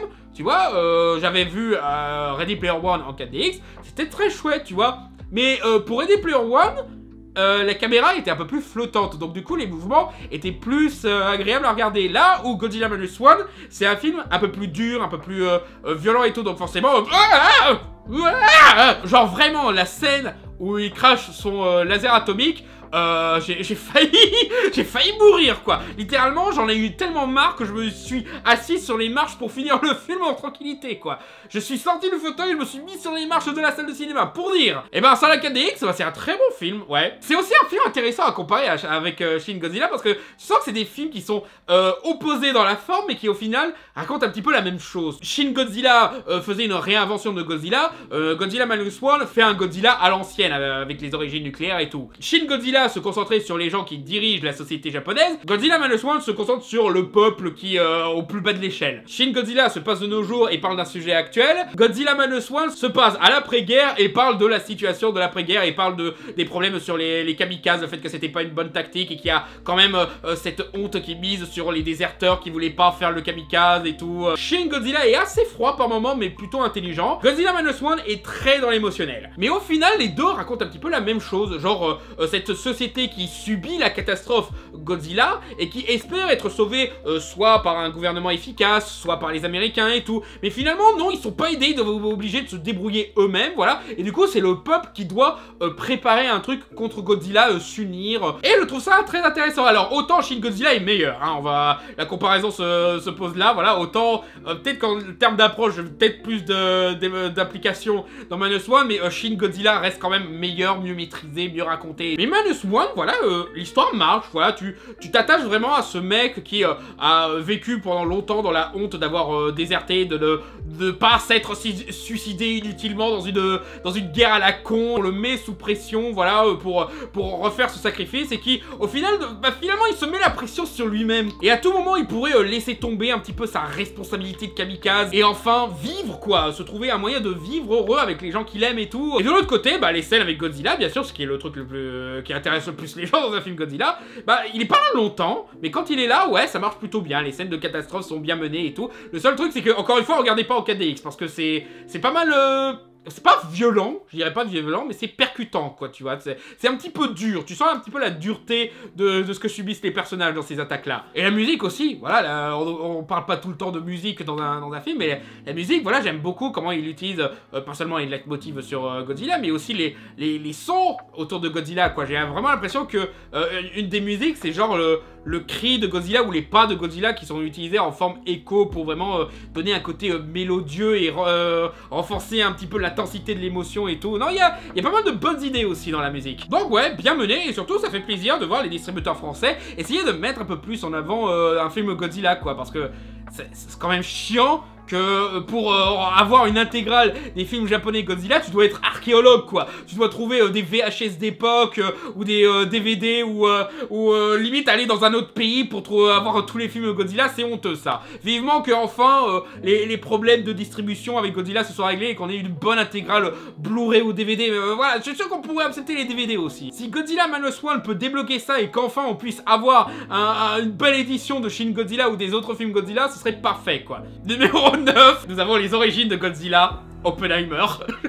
Oppenheimer, déjà ça fait plaisir parce que j'avais un petit peu peur que Christopher Nolan fasse une grosse chute après Tenet, parce que Tenet c'était très décevant. C'était vraiment limite une caricature des films de Christopher Nolan plus qu'un vrai film de Christopher Nolan. Donc du coup, le voir revenir avec Oppenheimer, avec un sujet intéressant et surtout revenir au sujet qui nous intéresse avec Christopher Nolan, à savoir l'obsession, hein, c'est surtout de ça qu'il parle dans sa cinématographie, quoi. L'obsession d'un homme, soit pour retrouver la sa femme morte, soit pour trouver le tour de magie parfait, ou pour mettre fin à la criminalité à Gotham City et tout. C'est toujours ça le sujet dans les films de Christopher Nolan, et c'est pour ça que Tenet était décevant, parce que finalement ça parlait pas du tout de ça. Alors oui, il y a certaines critiques à propos de ce film sur le fait que on voit pas assez le point de vue des Japonais, on voit jamais le point de vue des Japonais tout court, voilà. Parce que c'est vrai que tu fais un film sur la bombe nucléaire, c'est quand même dommage de pas voir les victimes d'Hiroshima. C'est toujours forcément du point de vue des Américains, et ça, c'est vrai que ça peut sembler un petit peu dommage, mais ça a du sens dans ce film-là. Parce que déjà, c'est un film sur Oppenheimer. Oppenheimer, il était pas là au Japon quand la bombe a explosé, malheureusement. Mais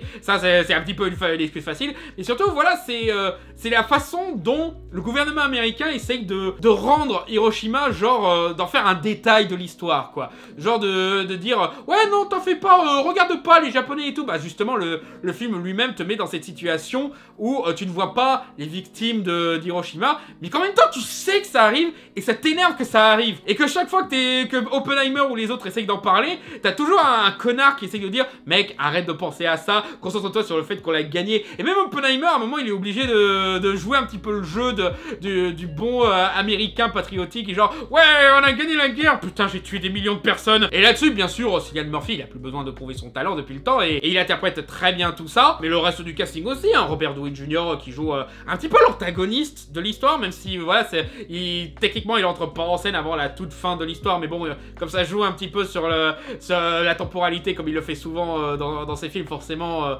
ça donne l'impression qu'il est là tout le long, qu'il est un petit peu l'antagoniste principal. Ou même le reste du casting, comme Kenneth Branagh, Matt Damon, ou... J'aime beaucoup le rôle de Rami Malek, parce que quand tu le vois pour la première fois, tu dis « Ah tiens, Rami Malek, il dit rien, il fait rien !» Autre scène « Oh tiens, voilà Rami Malek, il dit rien, il fait rien !»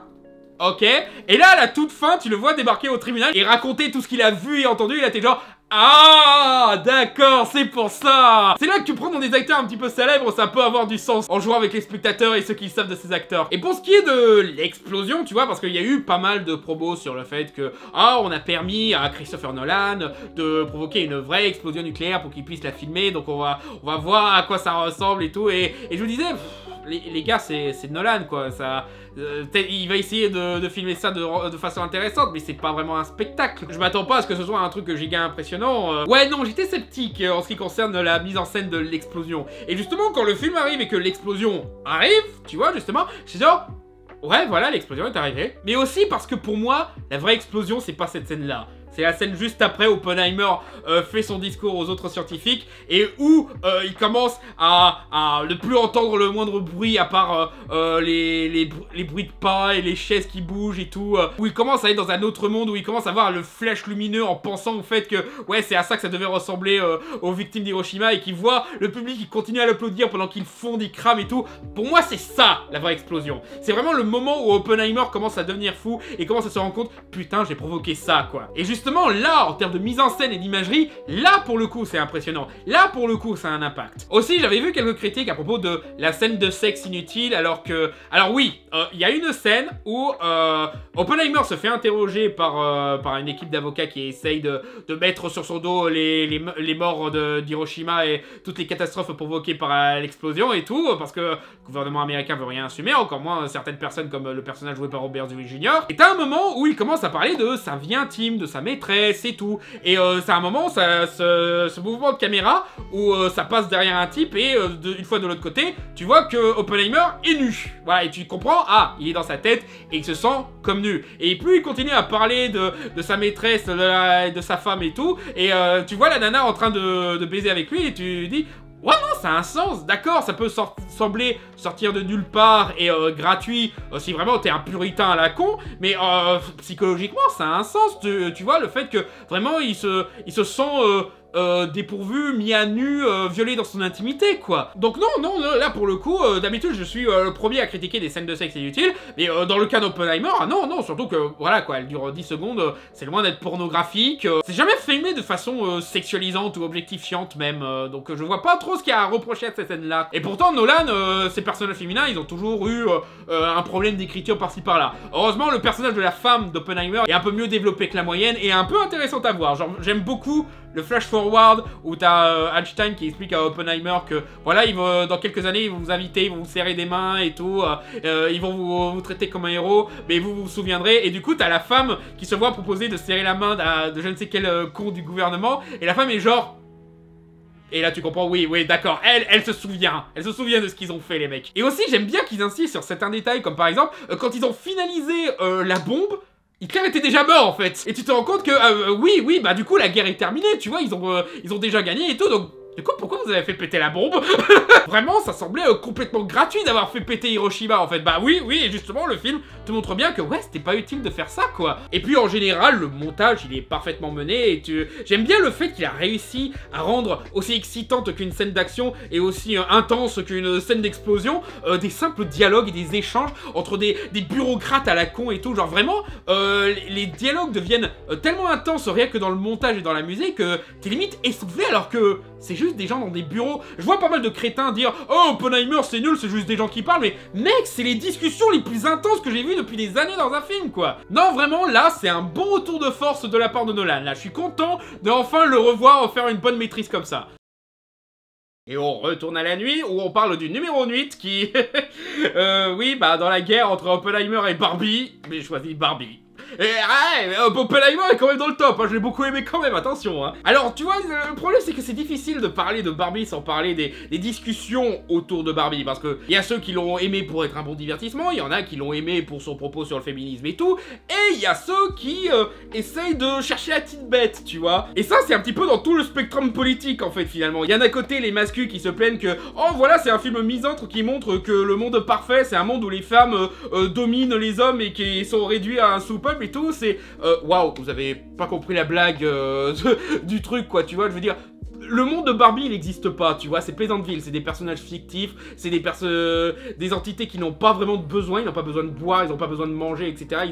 La seule raison pour laquelle les hommes de ce monde-là sont gênés dans leur position sociale, c'est juste pour leur ego, finalement. Le seul besoin qu'ils ont, c'est de se faire remarquer. Et surtout, toute la blague, c'est « Ah oui, tu trouves ça dégueulasse, mec ?» Et ben c'est exactement comme ça que tu veux traiter les femmes, en fait. Donc déjà, les masculins, ils sont passés à côté de la blague, mais même ceux qui essayent d'être neutres, ou les féministes qui essayent de dire que c'est pas assez ce qu'ils font, je trouve qu'ils passent à côté du film. Genre par exemple, ceux qui disent ouais non, ce film il a pas de réel message féministe parce que c'est juste un film à la promotion de Mattel pour vendre des poupées. Alors c'est peut-être parce que moi j'ai jamais été fan de Barbie ou de poupées ou de quoi que ce soit, mais moi j'ai jamais eu l'impression qu'on essaye de me vendre un truc, tu vois. J'ai jamais eu l'impression qu'on me disait achète la voiture de Barbie, achète la Barbie avec cette robe là et tout. Je sais que techniquement ces poupées existent, mais à titre personnel je l'ai pas senti comme si on me vendait quelque chose. Mais en même temps j'ai envie de dire, tu sais, il y a beaucoup de films qui vendent des produits dérivés, que ce soit les Pixar, les films Lego et tout, et qui sont quand même d'excellents films et qui ont des propos intéressants. Et puis quelquefois, tu sais, tu peux avoir une réalisatrice qui est intelligente et qui arrive à caser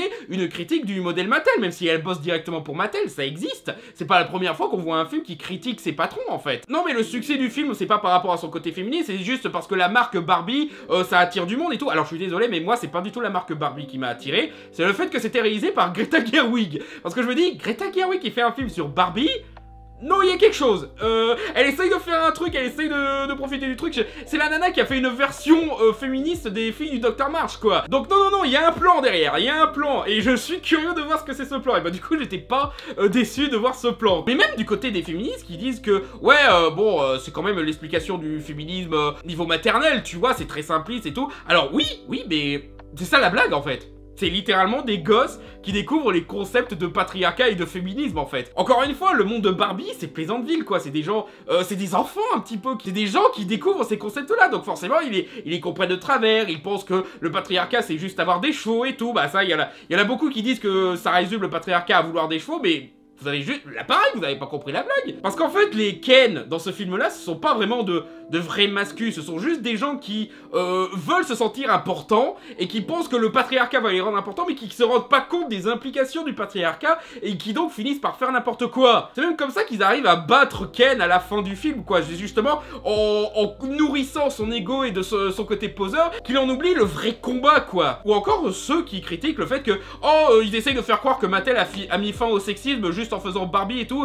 Non, pas du tout. Tout le film, c'est justement que Barbie croit qu'elle a accompli ça rien qu'en existant, Mais en réalité, elle découvre que non, ça suffit pas en fait. Il y a même un moment où il y a des ados qui confrontent Barbie par rapport au modèle de féminité qui crée plus de pression et de tension qu'autre chose, quoi, tu vois. Donc non, le film il est beaucoup plus intelligent que ça. Peut-être qu'il propose pas une solution finale pour régler tous ces problèmes, mais il montre que les solutions corporate, voilà, la solution de Mattel, la solution que propose le Hollywood, etc. Bah c'est pas une solution qui va mettre fin à tous les problèmes de sexisme, justement. La seule solution qu'il propose, c'est laisser la femme être ce qu'elle veut être. Et justement, tout l'arc de Barbie, tel joué par Margot Robbie, hein, attention, je précise parce qu'il y a plusieurs personnes qui s'appellent Barbie et plusieurs personnages qui s'appellent Ken, voilà, c'est un petit peu Pierre dans Re. Tout l'intérêt, c'est son arc à elle, où elle découvre qu'elle veut pas être dans une case, que ce soit Barbie modèle, ou l'amoureuse de Ken, ou celle qui va mener la résistance ou quoi. Non, elle veut juste être. Tu vois, elle veut juste avoir la liberté d'être réelle, d'être une femme normale et tout. Moi, justement, une de mes scènes préférées, c'est même pas une scène comique, alors que pourtant le film il est très drôle, hein. Une de mes scènes préférées, c'est quand elle est dans le monde réel, qu'elle est sur un banc, et qu'elle commence enfin à ressentir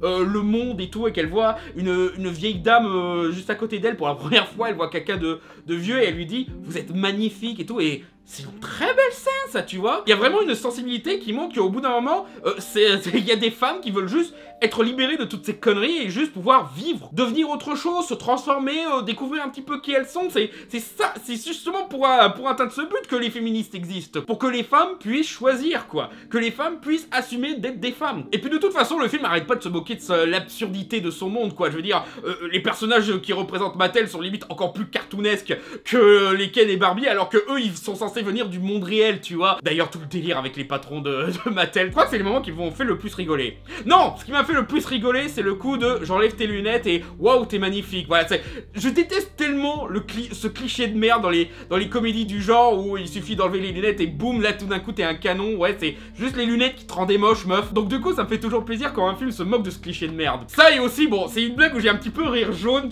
j'avoue. C'est quand on montre que certains Ken arrivent à poser leur contrôle des femmes en leur proposant de regarder le parrain. Et du coup, j'y rigolais, mais en même temps, je me sentais un petit peu visé parce que je me disais, oh, j'arrête pas de proposer à des amis de regarder des films classiques qu'elles ont pas vus et tout. Est-ce que c'est comme ça que j'ai l'air? Non, non, non, non, non. Est-ce que c'est l'impression que je donne? Oh, pitié. Oh non, c'est pas du tout l'impression que je veux donner, merde. Donc non, moi, je trouve le film beaucoup plus intelligent que certains le disent, quoi. Je peux comprendre que le côté film Mattel, Blockbuster, The Warner et tout, ça rend un petit peu sceptique, hein, je peux comprendre. Mais moi, je pense qu'il faut donner un peu plus de crédit à Greta Gerwig, quand même. C'est une réalisatrice qui a fait ses preuves, qui a clairement un savoir-faire et tout, et qui a une sincérité, il y a ça aussi, voilà, c'est un des rares... Est-ce qu'on peut appeler ça un blockbuster? Voilà, parce que techniquement, il y a pas mal d'effets spéciaux et c'était vendu comme un gros produit, mais ouais, je sais pas si on peut se dire que c'est un blockbuster, ou en tout cas, pas au niveau d'un Marvel ou quoi. Mais voilà, quoi, pour un film qui se veut aussi calibré et marketing, c'est dingue qu'elle ait réussi à apporter un vrai propos et une sincérité émotionnelle à ce film, quoi. Et oui, je dis ça d'un film Barbie, mais c'est ça que je trouve ça encore plus dingue, quoi. C'est que Greta Gerwig, elle montre que oui, même un film sur un truc aussi con que Barbie, tu peux en faire un film très intéressant. Et ça, moi, je trouve qu'on devrait encourager ça, quoi. Au lieu de faire nos snobs et dire, oh, ce film est une adaptation de jouets, donc ce sera forcément débile. Non, on peut faire des trucs très intelligents, même sur des jouets. En parlant de films que certains critiquent peut-être un petit peu trop, numéro 7, Babylone. Ouais, j'en ai vu pas mal dire que le film était à chier pour des trucs du genre oh, mais la scène d'ouverture, c'est un éléphant qui chie sur des mecs et tout, et moi je suis genre, ouais, en quoi ça rend le film mauvais? Je veux dire, c'est un film sur Babylone. Tu connais un petit peu le mythe biblique de Babylone, donc tu sais qu'il y a des trucs dégueulasses un petit peu dans le genre, dans ce mythe-là. Ça parle de la décadence d'une cité, quoi. Et justement, c'est un petit peu tout le propos de ce film, c'est que on te montre le Hollywood plein d'étoiles, plein de lumière, super brillant et tout, voilà, qui est super glamour. Et ben en fait, tout ce film va te montrer que de l'autre côté, ben... il y a des gens qui devaient nettoyer la merde d'éléphant, quoi. Ils te montrent que non, ce milieu-là, il était sauvage, il était limite encore plus toxique que de nos jours, hein, parce que on n'arrête pas de révéler les trucs sur les producteurs, les réalisateurs, ou même comment on traite les équipes des effets spéciaux, mais ce film te montre bien que, oui, en fait, c'est parce qu'ils ont trop pris l'habitude, parce qu'au tout début de Hollywood, t'avais littéralement des scènes de bataille où on tuait pour de vrai des gens et tout, et du coup, bah oui, c'est bien de rappeler que, oui, ce côté glamour, c'était juste dans les films, mais de l'autre côté, t'avais l'équipe technique qui souffrait à donf. C'est encore plus pertinent dans la scène scène où Hollywood commence à se mettre au cinéma parlant. Et le film fait un très bon travail de montage, de cadrage et tout pour te montrer à quel point, à partir de là, les acteurs qui faisaient un petit peu comme ils voulaient à l'époque du muet se retrouvent maintenant à devoir être ultra précis, retenir leur texte alors qu'ils n'ont pas été faits pour, et certains ont dû souffrir. Genre, il y a un mec de la technique qui meurt. Ça me fait dire que dans ce film, dans tous les tournages qui se passent durant ce film, il y a minimum un mort. Donc ouais, c'est caricatural et c'est dégueulasse par moment, mais justement, c'est tout l'intérêt. C'est justement pour casser cette image de l'Hollywood parfait de l'époque, quoi. Montrer que non, c'était pas mieux avant du tout. Et le fait de se concentrer sur différents portraits de personnages, que ce soit le mec immigré qui voulait juste commencer tout en bas de l'échelle en espérant finir réalisateur, l'acteur qui avait une grande carrière et qui se retrouve has-been, la jeune actrice qui se retrouve à se faire exploiter par-ci par-là, les LGBT qui ont dû bosser dans le milieu et qui ont commencé à se faire censurer et dégager petit à petit à cause des mœurs réac de pas mal d'états et tout. Oh putain, le musicien, quoi, le jazzman, là, qui essaye d'exister dans ce milieu et tout, et qui à un moment se retrouve dans un tournage où il est obligé de mettre du blackface. Le mec, il est déjà noir, mais comme il est un peu moins noir que les autres musiciens, il doit mettre du blackface pour être aussi noir que les autres, quoi. C'est... Waouh! C'est horrible! C'est horrible ce qui arrive à ce pauvre gars. C'est peut-être qu'il s'en sort, peut-être qu'il s'en tire en ville, le mec. Peut-être qu'il se suicide pas comme tel personnage, ou qu'il finit pas par disparaître dans l'oubli comme d'autres, tu vois. Mais ce moment-là, c'est waouh, j'avais vraiment de la peine pour lui, quoi. Genre, tu dis à un mec noir qu'il est pas assez noir, quoi.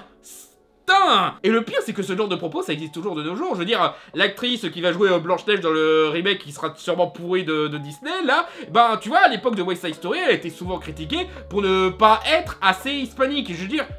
Mec, ferme ta gueule au bout d'un moment. Les haters de Disney, ils se plaignent qu'elle est pas assez blanche, et de l'autre côté, elle est pas assez pas blanche, quoi. Mais foutez-lui la paix un peu, la pauvre gamine. Non, par contre, le truc où je peux accepter certaines critiques, c'est les mecs qui disaient, voilà, ce film a tué le cinéma. Mais genre, non. Non, ce film a juste rappelé une réalité du cinéma que ouais, peut-être que ça vous gâche peut-être le plaisir du vieux hollywoodien, mais au bout d'un moment, mec, c'est juste que tu fermais les yeux jusque-là. Non, et puis, t'en tires peut-être des mauvaises conclusions. Je veux dire, tout le truc de la fin, c'est que justement, oui, on a vu toute la souffrance qu'il y a eu derrière la création de ces vieux films, et qui montre un petit peu que les autres films qui ont suivi, qui ont demandé encore plus de travail, ça a dû être pas pire. Voilà, je pense pas que c'est pire que ce qui est montré dans ce film-là, mais ça montre que de l'autre côté, ouais, c'est toujours un plaisir de voir ces films exister, de voir ces œuvres d'art exister. Moi, c'est ça que je retiens de cette fin, quoi. C'est, ouais, c'était l'enfer, mais de l'autre côté, on fait quand même des grands films, quoi. Alors, ça justifie pas les horreurs qui se passent là-dessus, non, c'est juste que peut-être qu'on devrait justement trouver un juste milieu, quoi. Un milieu où Hollywood sera à peu près vivable, voilà, où on sera plus obligé de torturer qui que ce soit, et où on fait quand même de grands films, quoi. Je pense que cet équilibre est faisable, c'est juste que, bah, certains, ils ont pas l'air de comprendre que t'es pas obligé de torturer des acteurs pour qu'ils jouent aussi bien que dans Shining, quoi. Les acteurs, j'ai pas besoin de le dire, hein, parce que déjà, le casting, il est top, et en plus, voilà, quoi, ils sont super bien menés dans cette histoire-là. Clairement, ils suent tous pour leur film, hein, et chapeau à chacun. Et puis, je sens que Damien Chazelle, il a vu certaines critiques qu'il y avait sur ses précédents films comme La La Land ou Whiplash, voilà, et certains se plaignaient que, voilà, ces films représentent un petit peu le jazz, mais en se concentrant que sur les moments où c'est joué par des blancs, et participant un petit peu à l'appropriation culturelle du jazz par les blancs, quoi. J'ai vu cette critique revenir plusieurs fois, et je peux comprendre, même si j'aime quand même ces films, mais là, j'ai l'impression qu'il a entendu ces critiques et s'est dit, ok, bah, je vais me concentrer sur un jazzman noir, pour une fois, je vais lui faire toute une histoire, et montrer quel point, ouais, les conneries de racisme à Hollywood, ouais, ça l'a fait chier. Et je trouve ça cool, parce que, putain, tu pourrais croire qu'après avoir fait La La Land, t'aurais plus le besoin, l'envie de t'améliorer, mais non, il essaye quand même de se corriger petit à petit. Donc ouais, Damien Chazelle, voilà, je trouve que c'est un excellent réalisateur et qui mérite d'être suivi, quoi. Et Babylone, bah, d'accord que ça fait fuir certains le caca d'éléphant, mais le film s'appelle Babylone, quoi. Évidemment qu'il va y avoir un petit peu de crasse. En numéro 6, nous avons Suzume. Voilà, j'ai fait attention à ne pas mal le prononcer parce que j'ai fait un TikTok résumant le film en 5 secondes pour la blague et j'ai écrit Suzune au lieu de Suzume.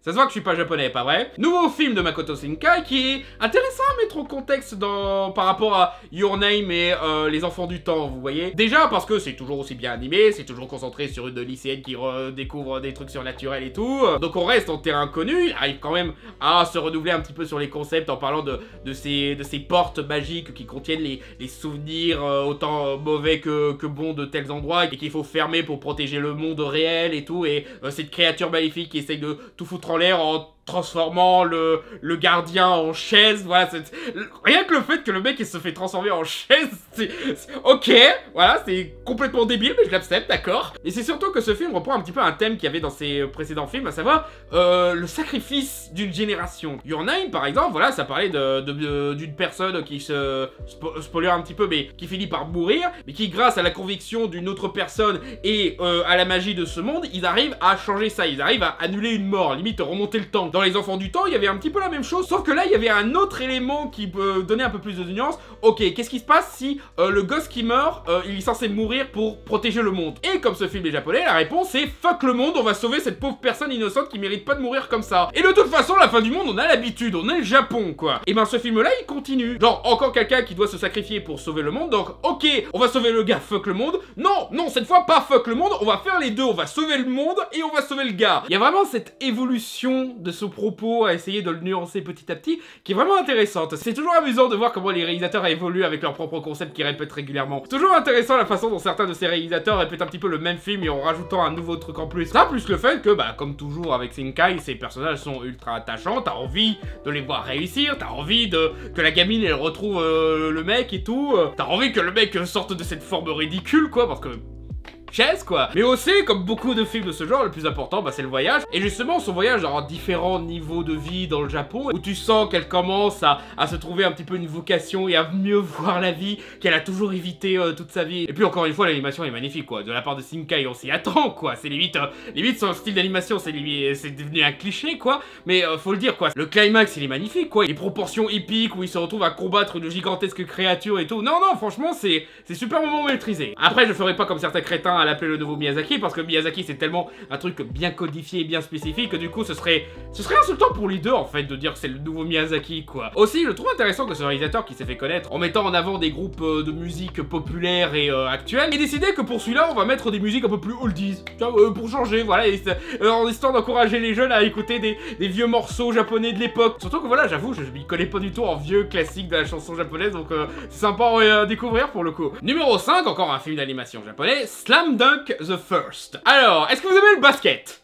J'espère que vous aimez le basket pour ce film, parce que si vous aimez pas le basket, vous allez vous emmerder, quoi. Parce que vraiment, ce film, c'est principalement ça. C'est un match de basket avec des personnages où t'as quelquefois des flashbacks sur leurs origines et tout, mais sinon, non, tout le film, c'est surtout ça, c'est surtout le match. Et c'est un des meilleurs matchs de basket qui m'a été donné de voir, quoi, tout format confondu, hein. Parce que non seulement tu t'attaches vite aux personnages qui ont chacun leur personnalité et tout, et que tu apprends à découvrir un petit peu leurs enjeux et leurs envies et tout dans leurs flashbacks, mais surtout, le jeu arrive à parfaitement garder le suspense jusqu'au bout. Genre, putain, il y a un moment, ils se retrouvent à devoir... Le dernier panier, littéralement, ils le font dans les 20 dernières secondes. Les 20 dernières secondes. Genre, littéralement, ils ont marqué un panier. Ouais, cette fois, on l'a gagné, on n'a plus grand chose à faire. Mais non, le match continue, il reste encore une minute et les autres, ils ont déjà marqué un autre. Putain, fais chier. Il reste encore quelques secondes. Putain, fais chier. Ça arrête pas jusqu'au bout, c'est des têtes de mule, les mecs. Et surtout, l'animation qui arrive à embellir ce match et à lui donner toute l'émotion et toutes les proportions limite épiques de ce putain de match. Avec la caméra qui va un petit peu dans tous les sens, avec les angles qui arrivent à s'étirer avec cette animation très élastique et tout, avec ce mélange de 3D et d'animation traditionnelle. C'est un petit peu le même style d'animation que le générique de JoJo's Bizarre Adventure, si vous voyez ce que je veux dire. Et ça marche super bien, non seulement c'est un très bon film de sport, c'est un des meilleurs matchs de basket que j'ai vu au cinéma, mais aussi bah, c'est vraiment un exercice de style très intéressant, bah, point de vue mise en scène et tout. J'ai pas grand chose à dire sur ce film parce que vraiment ça se repose que sur un match et ça suffit amplement, quoi. C'est vraiment une bonne expérience cinématographique pour le coup. Et une expérience sportive aussi. Et un dernier film d'animation japonaise, en numéro 4, bah on s'y attendait à celle-là, Le Garçon et le Héron. Oui, bien sûr que j'ai mis le dernier Miyazaki dans mon top. Alors déjà, je tiens à dire que malgré le fait que ça fait un moment qu'il n'a pas fait de film d'animation, non seulement Miyazaki, il arrive à maintenir le niveau d'animation de ses derniers films comme Le Voyage de Chihiro, mais aussi il arrive à aller un peu plus loin. Genre, non seulement c'est très soigné, mais aussi il se permet différents styles d'animation, comme dans la scène du brasier où vraiment il essaye un truc un peu plus élastique que qui a été utilisé par d'autres réalisateurs et tout. Mais aussi, putain, il donne une claque un petit peu à tous les autres réalisateurs d'animation qu'il y avait en ce moment-là, en leur montrant une imagination complètement décomplexée. Genre, au bout d'un moment, ils cherchent même plus de prétexte, quoi. Il te met un monde qui a quelquefois du sens, c'est quelquefois absurde et tout, mais en même temps, au début, il te met une pancarte en disant « Attention, cet endroit est pour ceux qui ne cherchent pas d'explication. » Alors que, bon, narrativement, il y a une explication, mais c'est vrai que ce monde purement imaginaire, voilà, celui-là, on n'est pas censé trop réfléchir à ce qui se passe là-dedans. Mais sinon, la narration, oui, bien sûr, c'est ce gamin qui a du mal à dire adieu à sa mère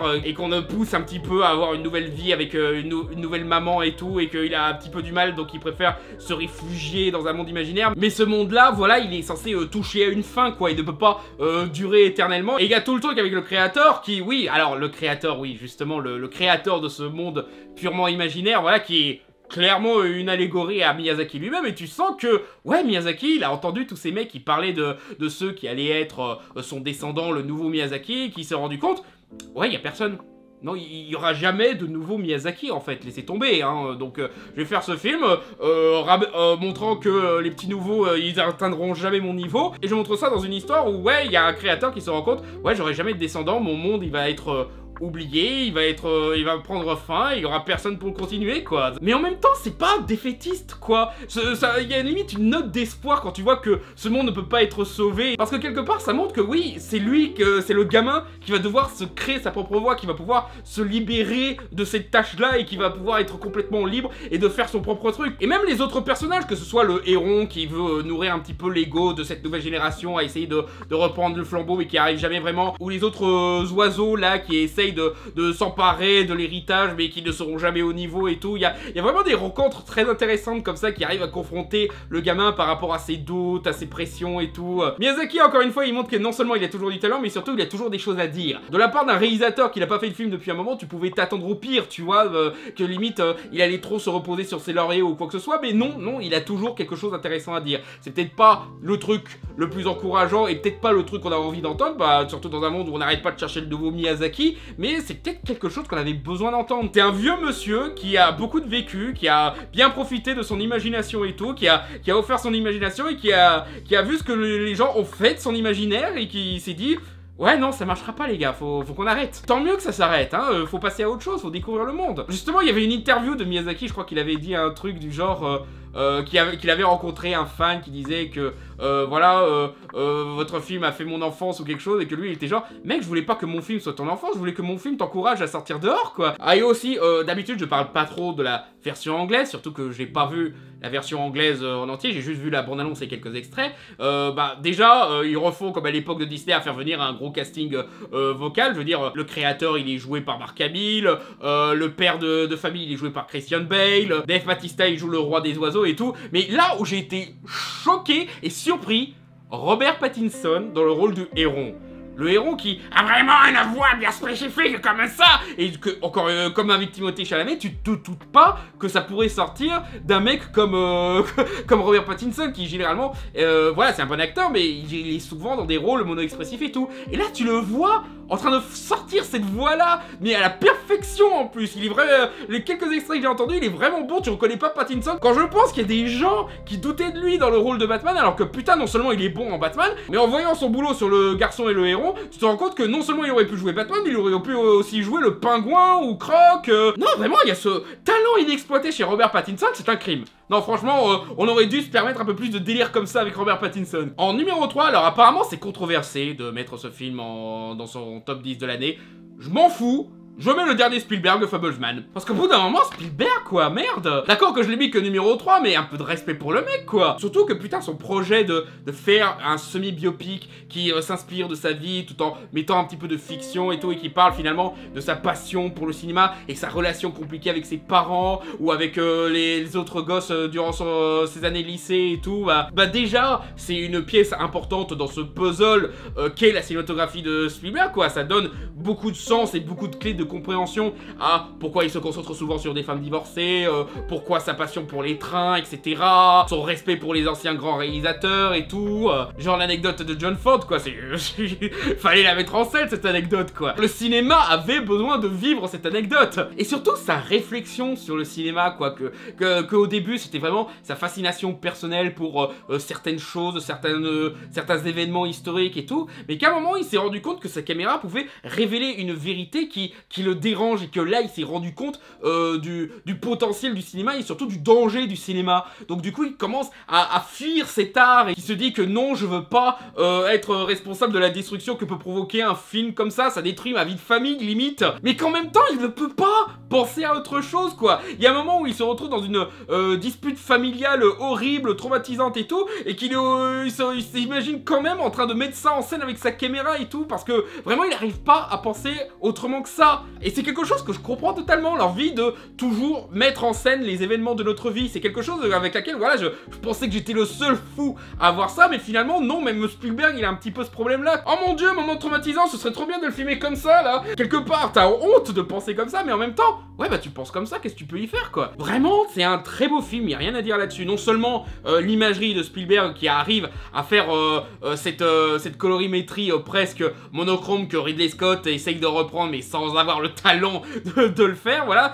Ça donne des images magnifiques dans ce film-là. Bien sûr, t'as la lumière à contre-jour qui fait des magnifiques traits de lumière qui se retrouvent dans pas mal de ses films aussi. Et la direction d'acteur, quoi. Vraiment, y a rien à dire sur le casting, quoi. Genre. Et puis ça me fait plaisir de voir Seth Rogen bosser dans un film de Spielberg. Genre, voilà, enfin ce mec qui était une blague il y a encore 10 ans, là, il commence à être considéré comme un mec respectable du cinéma à bosser avec Spielberg et tout, quoi. Le gamin, il est très bon, j'oublie le nom de l'acteur, mais le mec qui joue l'homme mystère dans The Batman, quoi. Lui aussi, il est très bon. Et la mère, surtout. Alors, elle arrive vraiment à bien camper ce personnage fascinant avec différentes facettes, qui est à la fois égoïste, mais à la fois bienveillante, qui est à la fois honte, mais qui en même temps a envie de vivre et tout. C'est un personnage très nuancé et qui est très compliqué à mettre en scène et à jouer, mais elle y arrive sans problème. Alors oui, peut-être que c'est pas très original, et peut-être que ça compte pas vraiment parce que c'est un film qui est sorti aux États-Unis en 2022, mais je m'en fous. Je considère que ce film est super et qu'il est sorti en 2023 pour nous, et ben voilà, il est dans mon top 2023. Au pire, dites-vous que c'est un top basé sur mes goûts, quoi. En numéro 2, nous avons le dernier Albert Dupontel, Second Tour. Encore un film que j'ai vu en avant-première avec en invité Albert Dupontel, et c'est toujours un plaisir de le voir et essayer de parler de son film et qui se retient de critiquer son propre film. Genre, moi je regarde son film, je suis genre, waouh, c'est génial, c'est bien mis en scène, c'est une belle histoire, les acteurs sont top, et lui il est genre, putain, il y a une erreur de montage, à un moment je vais me tuer. Je te comprends Albert, ce vlog là déjà, j'en peux plus de le faire là. Mais ouais, encore une fois, un super film, peut-être pas aussi bien que l'était Adieu les cons ou Au revoir là-haut, mais quand même très bien mené. Il arrive encore une fois à trouver ce mix à la Jean-Pierre Jeunet où il arrive à parler de choses réalistes et sombres, mais dans un univers très conte de fées et naïf. Les acteurs, il y a plus ou moins un petit peu le casting qu'il a un petit peu dans tous ses autres films, hein, avec des petits nouveaux comme Cécile de France, bien sûr. Et ils jouent tous très bien sûr, comme toujours, c'est Nicolas Marié le meilleur personnage de son film. Et l'histoire, quoi, l'histoire de ce politicien qui va devenir président et cette journaliste qui essaye d'enquêter sur son côté sombre, mais qui en même temps avait un amour secret pour lui, il y a quand ils étaient tout petits et tout, voilà, donc déjà, il y a déjà ce mélange de trucs sérieux et de trucs enfantins, et que tu découvres ce complot et ce secret avec ce frère caché et tout, où tu te rends compte que ouais, la facette que tu pensais prendre, c'était aussi une façade, et qu'il y a quelque chose d'encore plus nuancé et tout, que tu te rends compte qu'en fait, c'est le candidat qui justement complotait pour se faire élire, et profiter du fait de se faire élire, pour pouvoir faire un programme différent que celui qu'on a imposé, pour pouvoir combattre un petit peu ce cercle secret qui veulent absolument maintenir leurs affaires et tout, en ayant la mainmise sur la politique. Déjà, socialement et politiquement, voilà, forcément, je suis dedans, quoi. Ça me parle beaucoup, l'histoire de ce mec qui s'infiltre dans un milieu de puissants pour essayer de corriger le système de l'intérieur et tout, quitte à endosser le rôle du méchant pour une petite partie de la population. Et puis voilà, c'est un film qui est plein d'optimisme, finalement, quoi. Tu vois, il y a beaucoup d'horreur, il y a beaucoup de moments tristes, il y a beaucoup de sacrifices et tout, mais finalement, il est très optimiste. Et c'est le genre d'optimisme dont j'ai besoin ces temps-ci, voilà, dont on a tous besoin, je pense. Et bien sûr, la superbe imagerie de Albert Dupontel, quoi. Il y a cette scène où il se retrouve avec le politicien dans cette maison délabrée avec des plantes et qui poussent un petit peu de partout. C'est un décor de conte de fées alors que c'est un film sur un complot politique, quoi. C'est vraiment cette symbiose entre des genres qui sont censés s'opposer mais qui marchent très bien, qui fait vraiment la force du cinéma d'Albert Dupontel, quoi. Et le film est très drôle, oui, ça aussi, faut le dire. Albert Dupontel, c'est quelqu'un de très drôle et encore une fois, il arrive toujours à faire rire. Il arrive aussi à faire pleurer. Donc ouais, une très bonne réussite. Peut-être pas au niveau de ce qu'il a fait avant, mais toujours un très bon film. Et enfin, numéro 1, alors ça va être compliqué de défendre un petit peu ce film, parce qu'il y a eu quelques scandales sur sa production et tout, mais c'est vrai que c'est des choses qu'il faut dénoncer, que c'est pas normal ce niveau de toxicité pour faire un film, même s'il est excellent, mais en même temps, il faut que je le dise, Spider-Man Across the Spider-Verse est le film que j'ai le plus aimé cette année. Pas seulement en tant que fan de Spider-Man et de super-héros, bien sûr, hein. Il y a des choses qui sont dites sur la figure de Spider-Man qui sont très intéressantes et que j'explorerai dans un futur Fermela que j'espère faire cette année. J'ai pas mal de vidéos en retard, mais celle-là, j'espère que je vais pouvoir la faire un jour. Mais aussi, voilà, en termes d'exécution, alors d'accord, les mecs qui ont voulu refaire le film à la dernière minute, quitte à faire souffrir leur équipe technique, c'est connard, hein. Mais de l'autre côté, voilà, il y a quand même une exécution exemplaire. Le fait qu'ils continuent à expérimenter encore plus loin dans la stylisation de l'animation, que chaque plan est travaillé pour être magnifique. Je veux dire, pour vous dire à quel point ce film est beau et super bien foutu, t'as une scène sur des bâches en plastique dans un entrepôt en construction, et ben avec cette image qui peut sembler dégueulasse, il arrive à te faire un tableau, quoi. Et pourtant, voilà, c'est le truc le plus dégueu que tu peux imaginer, du plastique pendant des travaux et tout. Comment tu rendes ça joli? Bah voilà, ils ont réussi à rendre ça magnifique. Mais même dans le reste, je veux dire, le montage est top, la musique est top, la façon dont les leitmotivs sont utilisés et tout, c'est parfait. La façon dont est racontée l'histoire, où chaque révélation, chaque rebondissement arrive à avoir son impact et tout. Le fait que ce film, qui a énormément de choses à raconter, mais qui a quand même le sens du dosage pour faire en sorte que chaque scène ait la longueur nécessaire et tout, pour que l'exécution soit parfaite, alors que putain, tout ce qu'ils doivent raconter, c'est bordélique, quoi. Un film du MCU, il aurait plus de difficultés à bien raconter tout comme il faut, quoi. Ils ont trouvé la formule magique au bout d'un moment. Et puis les personnages, quoi, leur voyage émotionnel, que ce soit Miles ou Gwen, ou même un petit peu Peter B, ou le père de Miles, la mère de Miles aussi, elle a une histoire intéressante. Et surtout, l'un des meilleurs cliffhangers que j'ai vu depuis des années, quoi. Je veux dire, c'est un cliché de dire que tel deuxième épisode d'une trilogie, c'est l'Empire contre-attaque de la licence, voilà, ou même pour les séries, hein, on dit ça pour la saison 2 de Dernier Maître de l'Air, ou d'autres trucs, tu vois. Mais ce film-là, je trouve qu'il a repris tous les éléments qui faisaient la force du cliffhanger de l'Empire contre-attaque, justement. Genre les révélations qui te montrent vraiment le côté obscur de ce monde que tu pensais magnifique et qui, en fin de compte, a beaucoup d'injustices, beaucoup de choses qui collent pas et qui doivent être réglées. Voilà, je donnerai plus de détails dans ma vidéo sur le sujet, parce que ça concerne directement la mythologie de Spider-Man. Un de nos héros qui se retrouve prisonnier et un autre groupe de héros qui est chargé de le sauver, et qui, en même temps, t'as pas la frustration que le film s'arrête, tu vois. Genre, t'as pas l'impression d'avoir vu la moitié d'un film, comme avec Dune, ou Pirates des Caraïbes, ou les derniers Harry Potter. Non, là, ça s'arrête à un moment où, ok, le film a fini les arcs des personnages, voilà, ils ont tous fini leur évolution. Maintenant, tout ce qui reste, c'est l'enjeu. L'enjeu, on peut attendre pour le régler dans le troisième film. Donc du coup, t'as quand même une satisfaction que le film s'arrête à ce moment-là, mais surtout, le moment où ça s'arrête, bah...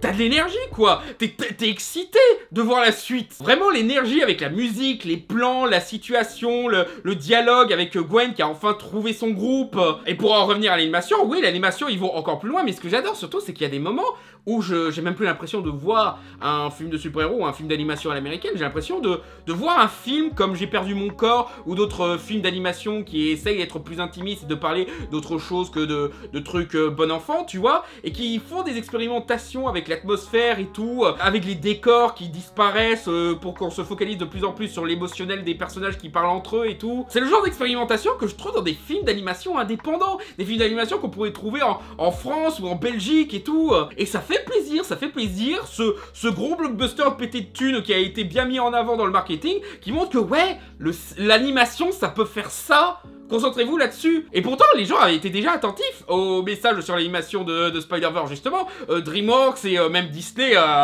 ils le font pas trop bien, mais Disney essaye de suivre le message qu'a laissé Spider-Verse, quoi, de montrer, regardez ce qu'on peut faire avec l'animation. Mais du coup, Across the Spider-Verse va encore plus loin et montre que oui, tu peux aussi faire ça, et ça, et ça. Tu peux prendre au sérieux ta mythologie, t'es pas obligé que tous les films d'animation soient des comédies. Genre tout l'arc de Gwen, quoi, putain, toutes les scènes avec son père, elles sont ultra touchantes, quoi.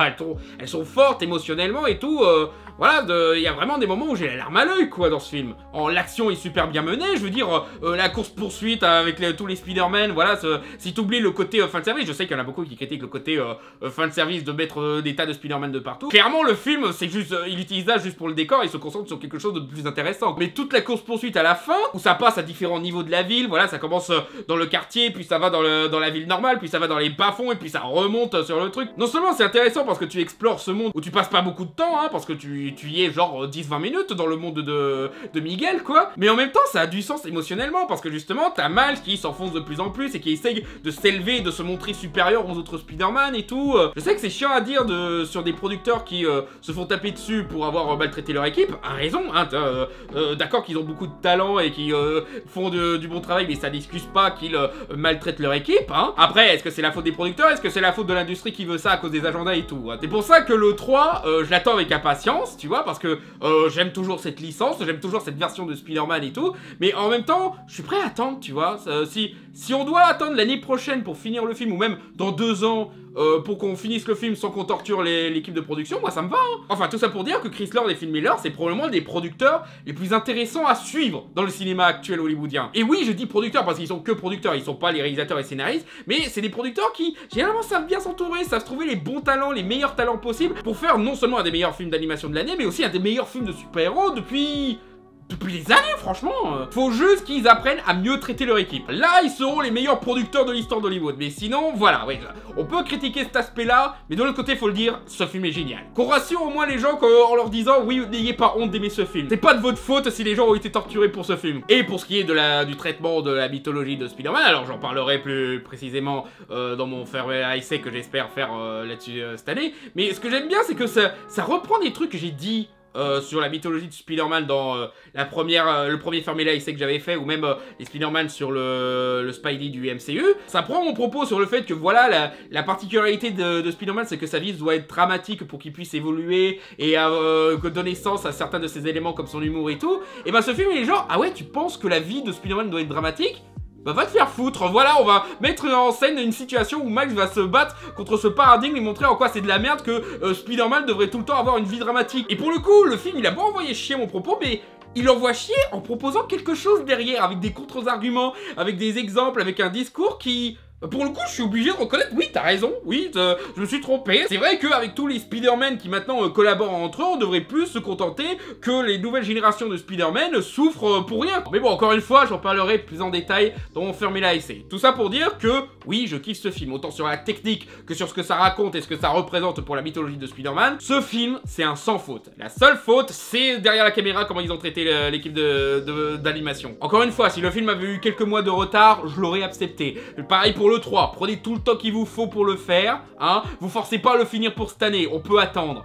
Je peux attendre, les autres je sais pas, mais moi je peux attendre. Donc voilà, j'ai enfin réussi à finir ce top 15 de l'année 2023, j'espère que ça vous a plu, que vous avez trouvé ça intéressant. N'oubliez pas que je ferai bientôt un live sur Twitch où je parlerai des films dans les bonnes mentions. Et ben, à bientôt pour le flop 15, voilà. Je sens que le tournage va être tout aussi chiant et parler de ces films là, ouais, ça va prendre du temps, ouais. À la prochaine tout le monde!